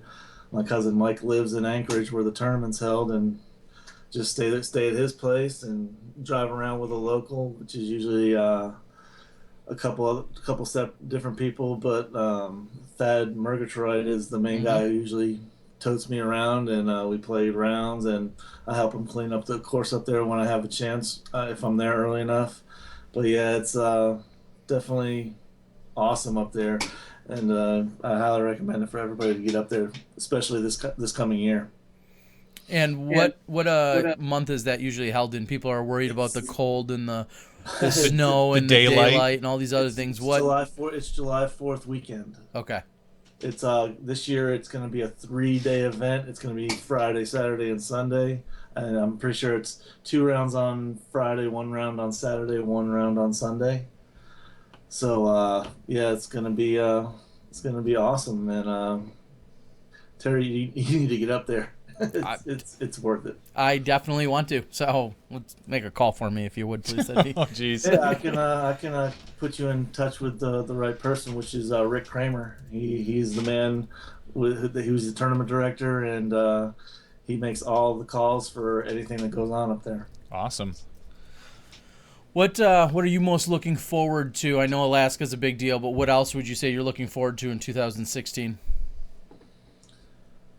Getting back on the horse for USDGC. It sucked that this was the first year I'd ever missed the event, but yeah, I want to get back qualified for that. I'm going to try and play more than 2 qualifiers this year, and hopefully don't have to try and worry about Monday qualifying this year. Yeah, that's a little bit nerve-wracking and something that I could imagine someone like yourself not really looking forward to doing. The tours, the national tours, the world tours you kind of talked about, but anything jump out at you as just as no-brainers in terms of either being involved or traveling to or even staying away from? What are your thoughts on all of that action taking place this offseason? Definitely gonna go to Kansas City this year. I didn't get to go last year. It's usually the place I qualify every year at when I'm not already qualified. Love Kansas City. It's one of my favorite places on the planet. Yeah, it sucks I didn't get to see Tank this year. Mm-hmm. So and yeah, he's all laid up, had double knee surgery, and yeah, I think he's doing pretty good though. He's coming around. He's getting off all the painkillers, so he's just getting his walking on, and hopefully he'll be back and around. Hopefully playing this for the wide open this coming. And semi-recently married, so congrats to Tank. I don't know if we've said that or not, but semi-recently, I saw that on the Facebooks. What's that? The donkey tied the knot. Yeah, yep. So congrats to Tank. Kansas City is definitely a fun place to be. There's always something going on there. Talk about a great disc golf atmosphere. Well, are you going to be doing both events? Because I know they're back-to-back weekends. Yeah, the glass blown, and then followed up, or are you just going to hit KC?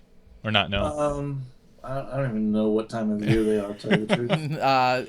End of April, end of May, early June, something like that. I don't know. There's some time or another, but I know that KC Wide Open is immediately the week after the glass blown. So I'm guessing that's June. I think those are June. No, those are May. They're May. They're earlier May. This year. I'm sorry. They're May because I know that I believe it's glass blown open, Kansas City Wide Open, and then in looking at the tour, the American Disc Golf Tour was the following weekend. So, and then the weekend after that was all the way back on the other side of the country, being the Santa Cruz, the Masters Cup. So glass blown at the end of April and into the early part of May is then the KC Wide Open. Well, that's early for the KC Wide Open. It is because that's usually June. It's late June. Yeah, it is. Yep. Yeah, but as far as the glass blown, I have no idea. I heard it might already be full. Is there any truth to that? So I haven't even looked into registering for it because I know people have already started. I know you can if you're. I want to say if you're over 1,000 rated. I think they just announced that recently. That if over 1,000 can now sign up. They originally opened it up to everyone internationally, and then they went to like over 10 or 1020. I'll have an answer for you in just a moment. I know it was very recently that they had somewhat opened up. Uh-oh, not good. The first thing I read is waiting list. November 2nd was open for almost all divisions except for pros, which are tiered. A registration page. Let's see if we can find. I think there was a link that said registration was tiered. Here we go. Pro tiered registration. All pro. Pro division is $200. All other pro divisions, the open division is $200. Everything else is $150. And as of November 9th, if you are 1,000 rated and above in the MPO division, you can register. It doesn't say anything about all pro divisions. It looks like there are spots available. I guess that's the long and short of my research here. And you're looking at roughly Thursday 28th, and then you'd play Thursday, Friday, and Saturday, and then block party. Tennis Guy says there's 190 spots left in pro divisions because of the tiering. Okay. So there you go. Pretty monstrous effort over there, and then to have the tour roll right over to Kansas City the next weekend seems like should be a good time. And I think you're going to see a lot of people making both of those swings. Yeah. Because they're, 99 miles apart or 100 miles apart or so. It's like between an hour and a half and 2 hours apart, yeah. Not bad at all. All right, Schwebby, you got anything else you want to share with us? I hope we get Schwebby on as an announcer again sometime this year. I do too. That might just happen. That's my hope.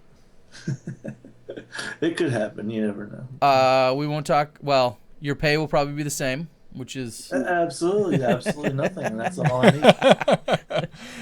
Good. Then we're speaking the same language here. That's right. It'll be in your contract. You've seen the show. Hashtag Disc Golf Rich. That's how we roll.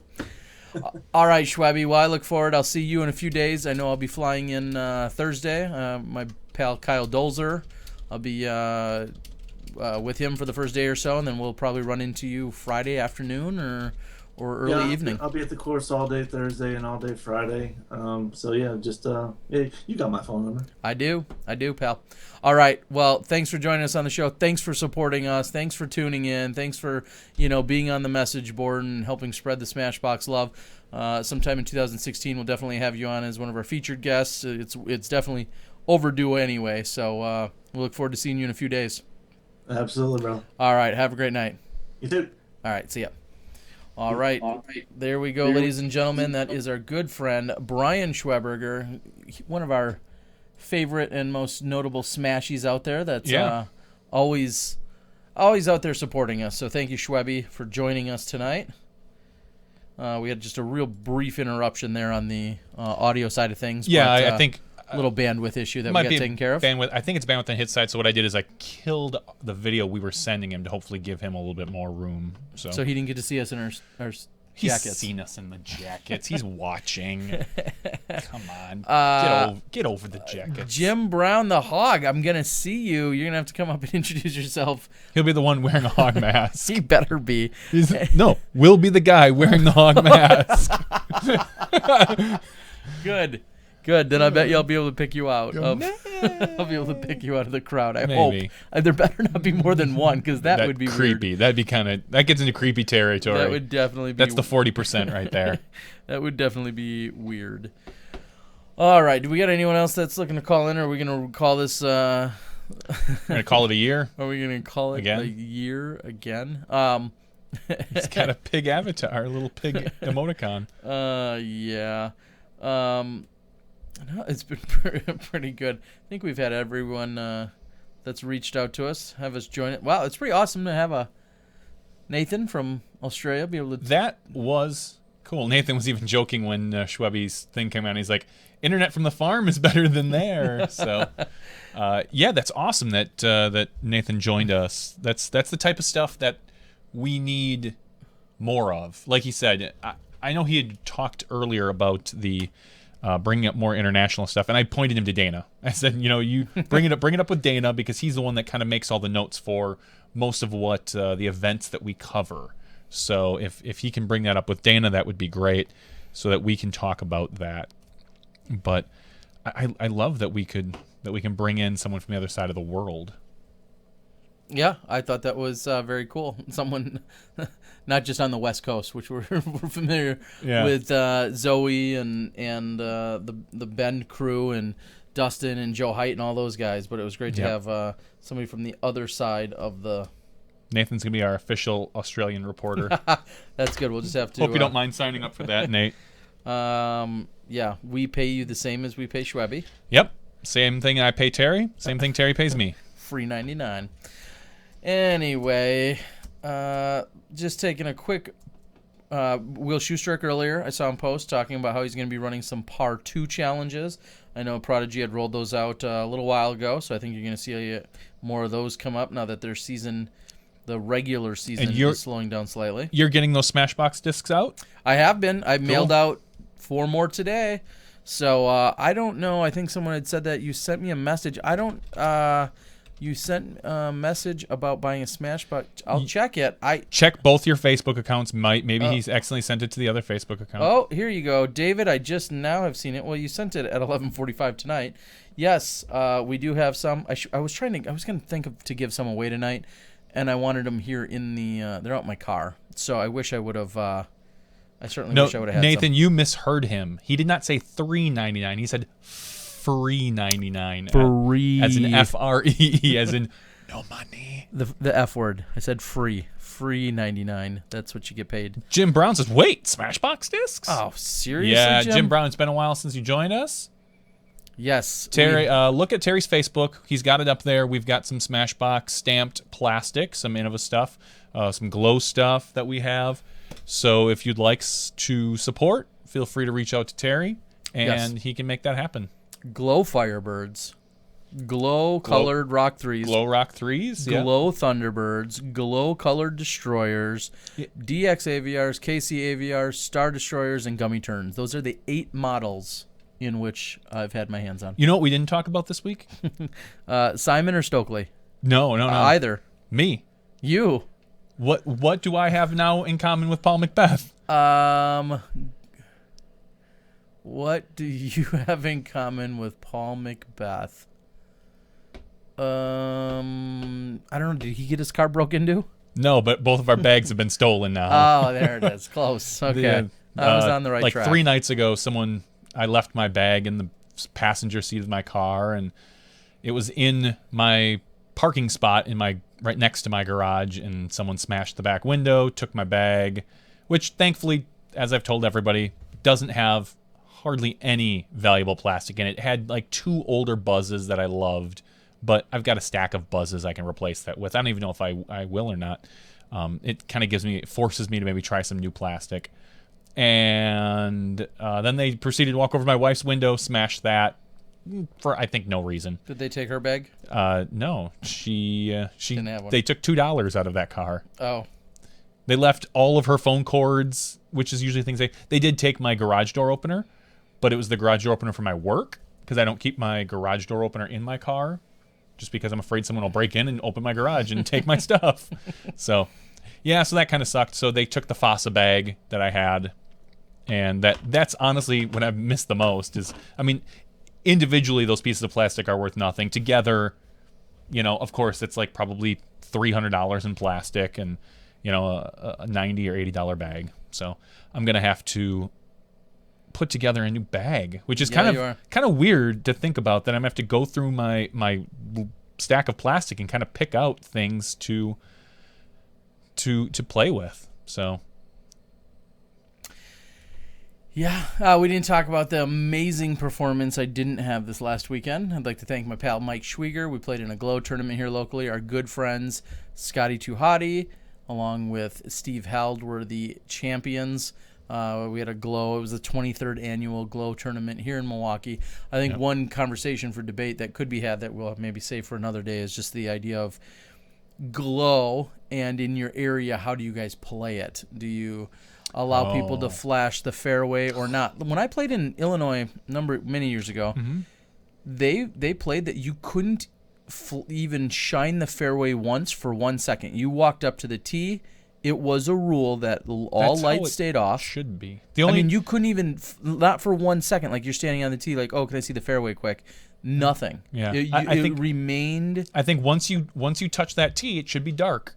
That's my thought, honestly. Okay, well, even before you got on the tee, you can't shine the fairway. Like, the only reason you should bring out a light is if you have a glow disc and you're lighting up a glow disc. That's my thought. So, and everybody reaching out for plastic, thanks, I'm good. I have a stack. I have more plastic than I'll ever throw now because I don't play hardly anymore. So I appreciate everybody that's reached out and said, oh, I've got some plastic I can send you. don't bother. But yeah, I appreciate he appreciates it. He just doesn't need it. Yes. He's disc golf rich. That's true. I did have an AJ Destroyer in there, which I really did love. But I think I got one more back there. An AJ Risley Destroyer? Yes, an AJ Risley that'd be Destroyer. weird. It's a destroyer he threw into a bunch of trees. Sean, no, the Halloween classic I think you're referring to from Vegas has not been posted. That'll start going up this week. I just posted the Manitowoc event that has been that was needed to get up, so that is available and out on the YouTubes right now. No lights unless you are moving, Dutch says. You can walk the fairway but can't light it. So lots of different strobe lights only. He's on there calling you ungrateful. I know I'm ungrateful because I won't take your plastic. You're such a dick. I wouldn't be you know what? I don't want plastic from individuals. I mean, I appreciate it, but I wouldn't be opposed if like Prodigy sent us new plastic to try out and stuff like that. Yeah, they should send you, like 20 A1s. 20 A1s. That's all you can play with for the year. Yeah. I'm now sponsored. I'll take Paige's spot. Ouch. Pumpkins in the fairways. Yes.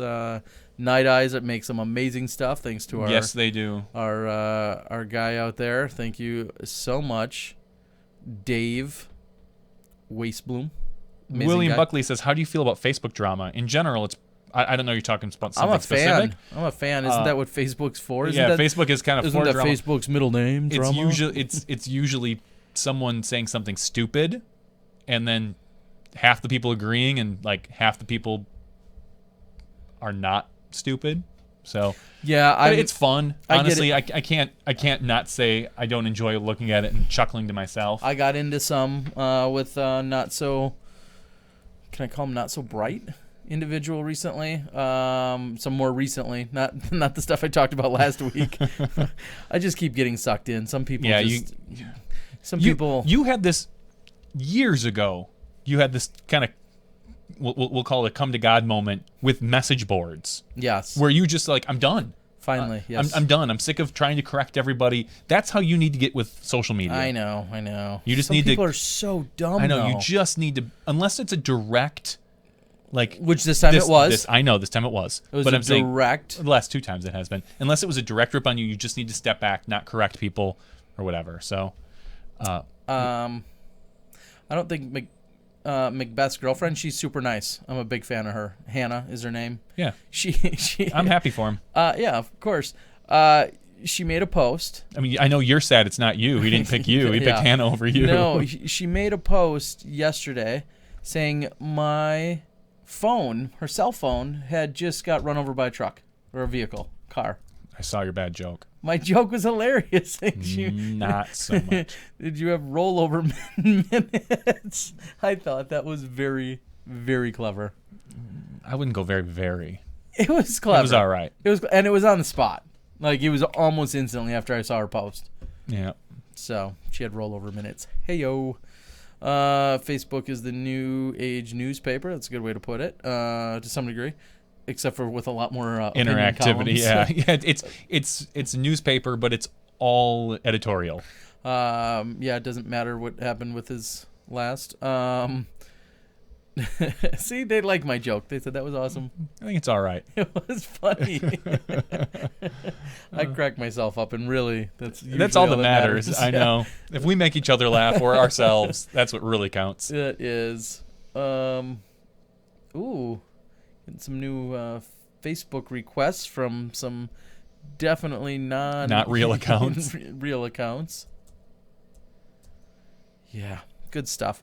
National Enquirer. So, has anybody thought of what they want to hear more of on Smashbox, or any other, or a whole new podcast? That was my thought. I think I would love to spread out our media empire. I think we should just dominating. have SmashBoxxTV weekly gossip podcast where we do nothing but just absolute, like, bottom of the barrel, ridiculous gossip, girlfriends, boyfriends. We would have to have... make up reasons for breakups that we don't really know.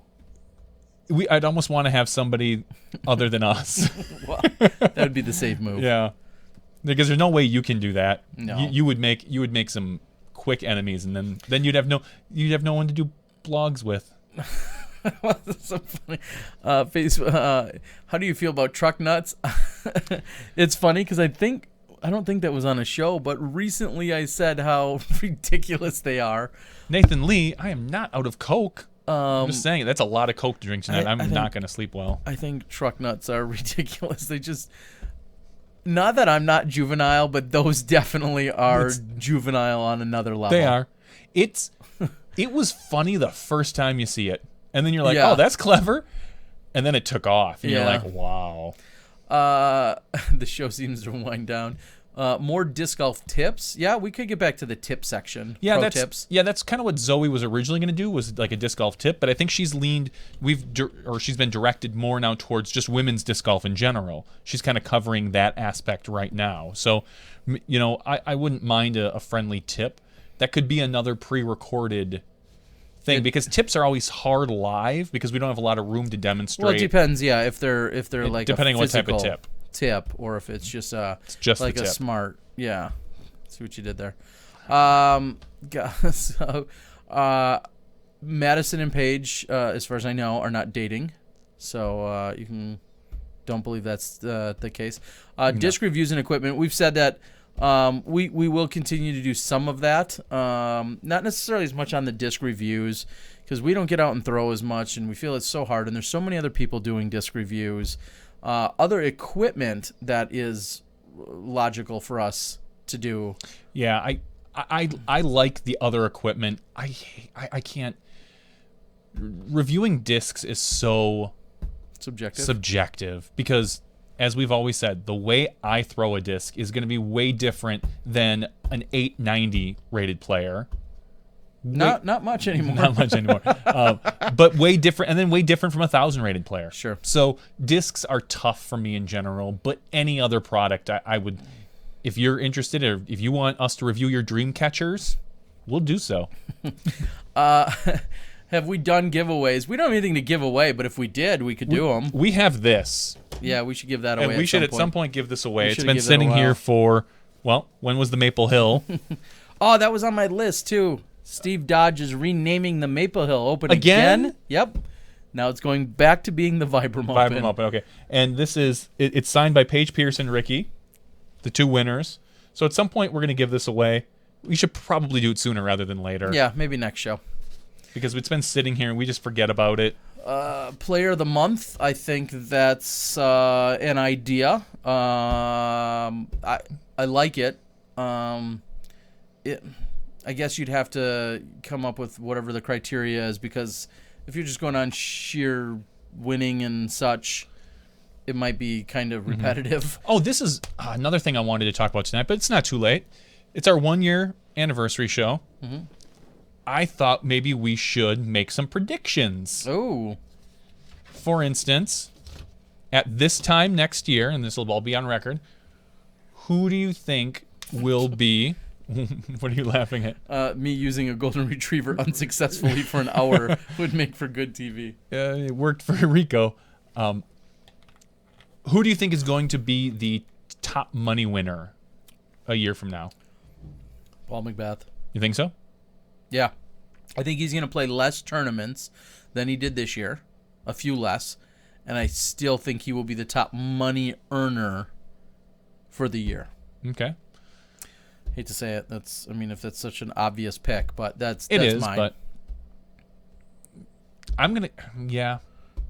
It's hard to bet against Paul because the odds are he's gonna win more than he doesn't as far as majors and probably NTs. But it's a pretty bold statement here, to not sound biased. Yeah. From Smashbox. Sounds like you're in Macbeth's pocket. I am. He's paying you. Big Macbeth. He's paying you. Otherwise, I was going to say Ricky. I think next year Ricky is going to go on a tear. I don't disagree. I don't. That he's going to do well. I don't know, for instance, obviously, if he's going to win Worlds or not. It's hard to bet against Paul. But I think Ricky just absolutely just lights it up next year. I think he wins more than he doesn't. This is Ricky. Ricky Wysocki. Okay. Fair enough. I wouldn't necessarily... Yeah, I could see that. Question about Paige getting hit in the face. Yeah, when Paige and I was gonna say Kale, Paige and Ricky were jumping into the Maple Hill water or the pond on hole 1 after they had won. It's the celebratory jump into the pond moment. At one point, as Paige was exiting the pond, Kale Laviska had thrown a disc her direction, and she didn't see it coming, and it actually hit her right in the face. It was like a frisbee or a putter, but it wasn't like a driver or hard. But and they still like that guy. Yeah, he's so dreamy, I think, is where they were going with that. Did I misread that, or is that where they were going with it? No, that's exactly where they were going. Okay. That's exactly what Paige said. When Kale asks you to the beach, you go. I guess. Wow, that's a. I thought Kale was dating somebody. This is disc golf gossip. I know, that's what this is. Disc golf gossip. The girlfriend that I knew he had earlier in the year, he is no longer with. Okay. Has he since then acquired or entered into a new relationship with a new female? That I don't know for sure. But the girl he was dating earlier in the year, he is not dating. Oh, good for him. That's all I know, which is too much sometimes. Schwebby will earn the most. I wish it was true, but that's not going to happen. We love you, Schwebby. Smashy of the month. Now, that's an idea. I don't know, again, the criteria. Yeah. I would say we just give it to whoever buys the most Smashbox discs that month, every month. That'd be an easy way to... why is that tournaments pay out more than half the field? Why is it? Well, most don't. But if they are, they're probably just trying to appease as many people as possible. Yeah. Because one thing if you're looking for the future to get pros to come back to your event and make a lot more people happy, you pay out more than half the field, and they're going to come back thinking like, well, even if I don't shoot my best golf, I'm still going to take home money. Paul's pockets, that is, they're deep enough. Well, yeah. Paul's been successful. There should be a Smashy versus Smashy insult contest on video. Yeah. Okay. Make one. Yeah, I don't think we're here for you. I don't think I'm opposed to that. When they because it's awful when they generate over $100,000 and yet first place only gets about $6. That's depends who you talk to, Warrior. I mean, I understand where you're going with. I think you're using Ledgestone as possibly your specific platform there. I guess it depends on who you talk to, because the guy who took 58th place or 72nd place at that tournament was probably pretty damn happy that they paid out half the field. So yeah, I think it's very subjective. It comes down to where do you finish. I'd be thrilled if a tournament paid out 50% with how bad I play these days. I'd be thrilled with that. 10 years ago when I was a much better player, of course I wanted to see, it thicker on the top. So I think it's all relative to where you are and who you are. I don't know if we can really complain about any event that generates $100,000, I guess is what I can take away from that. I don't know. No, Dutch took 101st and got money, so Dutch can confirm or deny whether or not he was happy about that. Are you mad about that, Dutch? Let us know. I bet you was mad he took 101st. Yes. Kale is dating... I don't think he's dating Paige and Madison. Kale is dating Kale. That's a hot couple. Kale dating Kale. Yeah. All right, we need to move on. You know what we could do? A Kale calendar. A calendar. Hey, there you go. I like that one. Just month after month of Kale. Just different, maybe playing baseball. Kale shirtless. Kale at the beach. No, let me tell you. There's a women of disc golf calendar, and they're all women putting, and it's nothing it was like horribly done, but yeah. The one that's just oh, came no, out? I'm sorry. No, I'm not talking about Val's calendar. No, oh, okay, good. That's tastefully That's tasteful. Done. We're talking... No, there was a horrible one a few years ago. Yeah, you're talking the one out of the Arizona area that was really bad. No, the one that Val is doing is spectacular. Go get it, support it, whatever. I'm just saying Kale. Just a calendar. Yes, that's a good idea. I will say when backing up to the Maple Hill Open, AJ Risley and I did the commentary, and the first remark that came in from our commentary was we put up a video blog, highlighting the first day's action or second day's action, and the very first comment was, "Oh, this commentary sucks. We're 14 seconds in, and you're talking about Kale wearing pants." And I'll still say there's a story there. We're not just talking about Kale and what he looks like. We're talking about the fact that somebody is wearing pants. What is the logic for one of our top level golfers wearing pants when it's 100 degrees out? Like, other people thought that was crazy. So it's just, I think we did say how pretty his mouth was, though. I think that might have, 40% right there. That's in the creeper zone. I think, but anyway, we're good friends with Kale, so I don't mind saying that. Where do you think payout should stop is the question. Shirtless pro disc golfer. There's only a handful. I think. Other than probably, this is going to sound really you not want to straight. talk about creepy? Yeah, Nico, Paul, Nico's Kale. ripped. Yep. Those are the three, and those are only the three I know of. Thankfully, there might be more that are cut, but those three particularly are the ones that I've heard other people talk about. Sure. It's not. Sure. Well, we had this discussion with Paul right here on Smashbox that Nico is probably the most cut person on the tour. Well, and I can say that in a maybe Uli too. But I can say that when Nico was warming up at the Vibram, he was warming up without a shirt on, and we jokingly did like a shirtless interview, and it was really, really funny. And the guy is ripped. Yeah, he is. Well, I'll say this. I mean, you're traveling a lot. You're probably doing a lot of exercise. You're not eating that very much. You're playing a lot of golf. You're broke. All right. Anyway. Nathan says you should trademark your calendar. So it's funny because JD is fine with paying top 40%, but the argument on the board was it shouldn't be top 50. I don't see that there's a huge difference between 40 and 50 at that point, I think you're almost splitting hairs. Now, if you said 25% versus 50%, that's substantial, but one tournament pays 40, one pays 45, one pays 50. Really, we're not talking about a huge difference there. Joe Greg Watts says he's the most cut person on tour. No, that isn't on tour as a competitor. No, you're not, Greg Watts. Joe, local Joe, who bought a disc, Smashbox disc. We appreciate it, Joe. Says he started wearing pants for no ticks, and that's Kale started wearing pants because of poison ivy related stuff. Because he had gotten it a couple times, I believe, and does he start to wear like a face protector so squirrels don't get his lips? Feldy, I don't know what conversation about Feldy being ripped. Plenty of gals like the big tear bear. Yeah, I think Paul Macbeth earlier said I have the dad bod, so I'm sporting that. I sport it well. If you're into that sort of thing. No comment.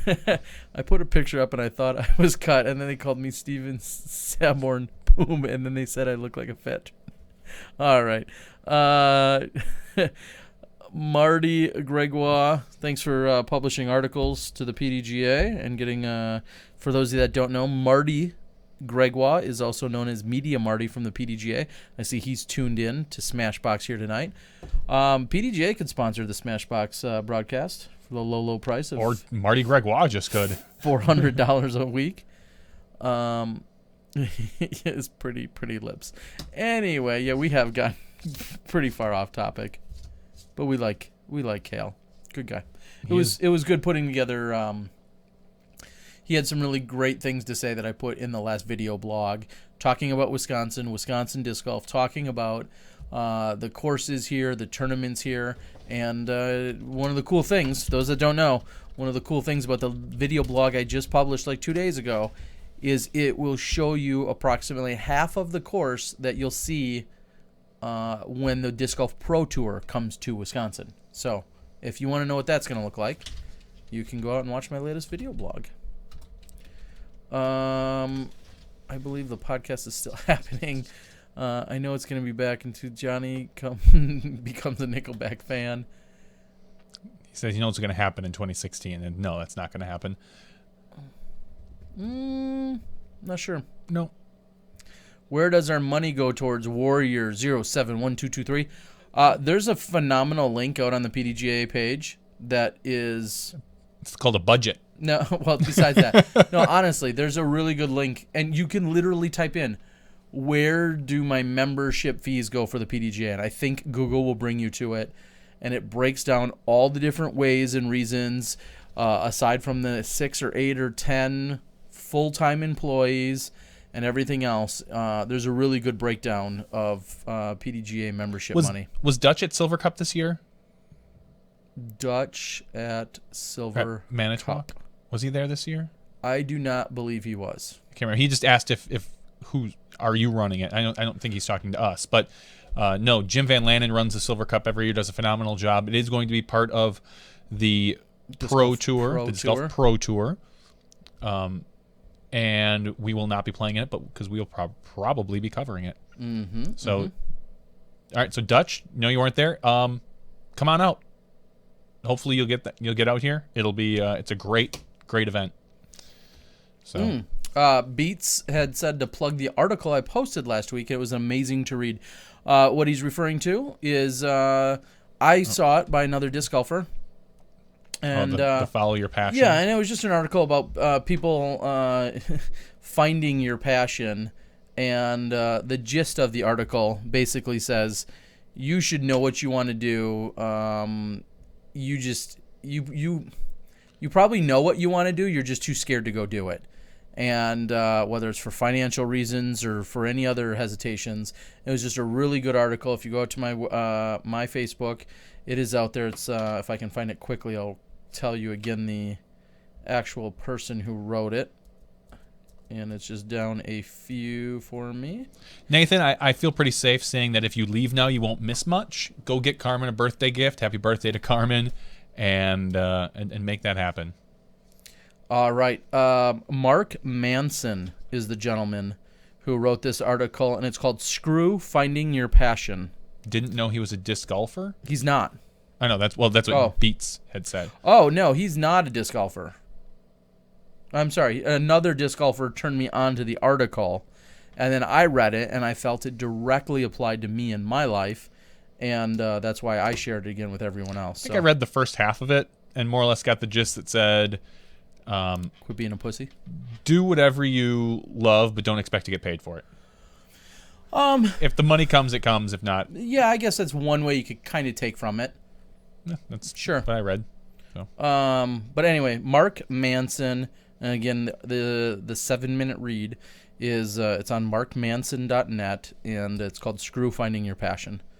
So it's a pretty good article. I think they'd be calling it. I don't think I'd be calling it playing. Yeah, Marty, I've seen you throw really well. And it's good to watch. Are you guys finishing soon? That's what I said, Nathan. You're not going to miss much, Nathan. Yeah, I promise. seriously. We are calling it soon. Dude, you're lounging around on a Wednesday afternoon. Where do you gotta be? He's gotta go get Carmen's birthday gift. Oh, let me guess. It's gonna be a basket that you guys can conveniently place somewhere in the backyard, so you can have another hole. Just kidding. It sounds like you have enough. Ouch, Gregoire, Marty, Medium Marty, DFL. Ouch. Sorry to hear that, buddy. Dead last. And you wouldn't have won novice, so I don't know what you Beats. I don't know what you do for a living, so odds are if it involves anything labor intensive, I don't want to do it. markmanson.net. M-A-R-K Manson, M-A-N-S-O-N.net. Anyway, it's a new puppy. Don't say it. She might be actually literally listening. Maybe that's why he typed it. I think she just handed him one. It doesn't even seem like she likes Tiger. Or Tyga. Anyway. All right, ladies and gentlemen, what do you guys think about the high stakes events that people would be interested in? That concept has been thrown around for 15 years. A real high stakes, like pay out the top 10 and it's a $400 entry fee or something ridiculous like that. $1,000 entry and put up and shut up, and nobody's ever done it. Nobody's ever had the guts to actually do it. You hear back and forth about people whether or not from top pros whether or not they'd actually play, because they're not guaranteed the money. So maybe if their sponsor paid for it, but then I don't know. I'd love to see it happen, but I don't know if it's ever really a concept that's gonna. Yeah, I'd love to see. Yeah, I'd love to see it, and I'd love to record it, but I don't know if we're going to see it happen. So, all right, ladies and gentlemen, that's been our after show. It's been fun. It's been a great night. We appreciate it. Thank you, Nathan. Thank you, Madison and Paige. Thank you to Schwebby. Dana and Zoe, of course. Thank you guys for Chris. All tuning in. Chris. Chuck Conley. JD As Napier, always. a.k.a. really, actually, we know that's Batman. We really appreciate it. Thank you guys so much for being here. And, after next weekend, I'll be bringing you some action that went down at the SpikeHyzer event and over in Stony Mountain. So for Johnny V and myself, it's been an amazing night here. It's been an amazing year. Super good time. Look forward to at least one more year of it, or more. At least one more week. At least one more week. That's all we can guarantee. I can only guarantee you 1 week at a time. All right, Johnny, Terry, Smashbox. We'll see you next week when you step inside the Smashbox.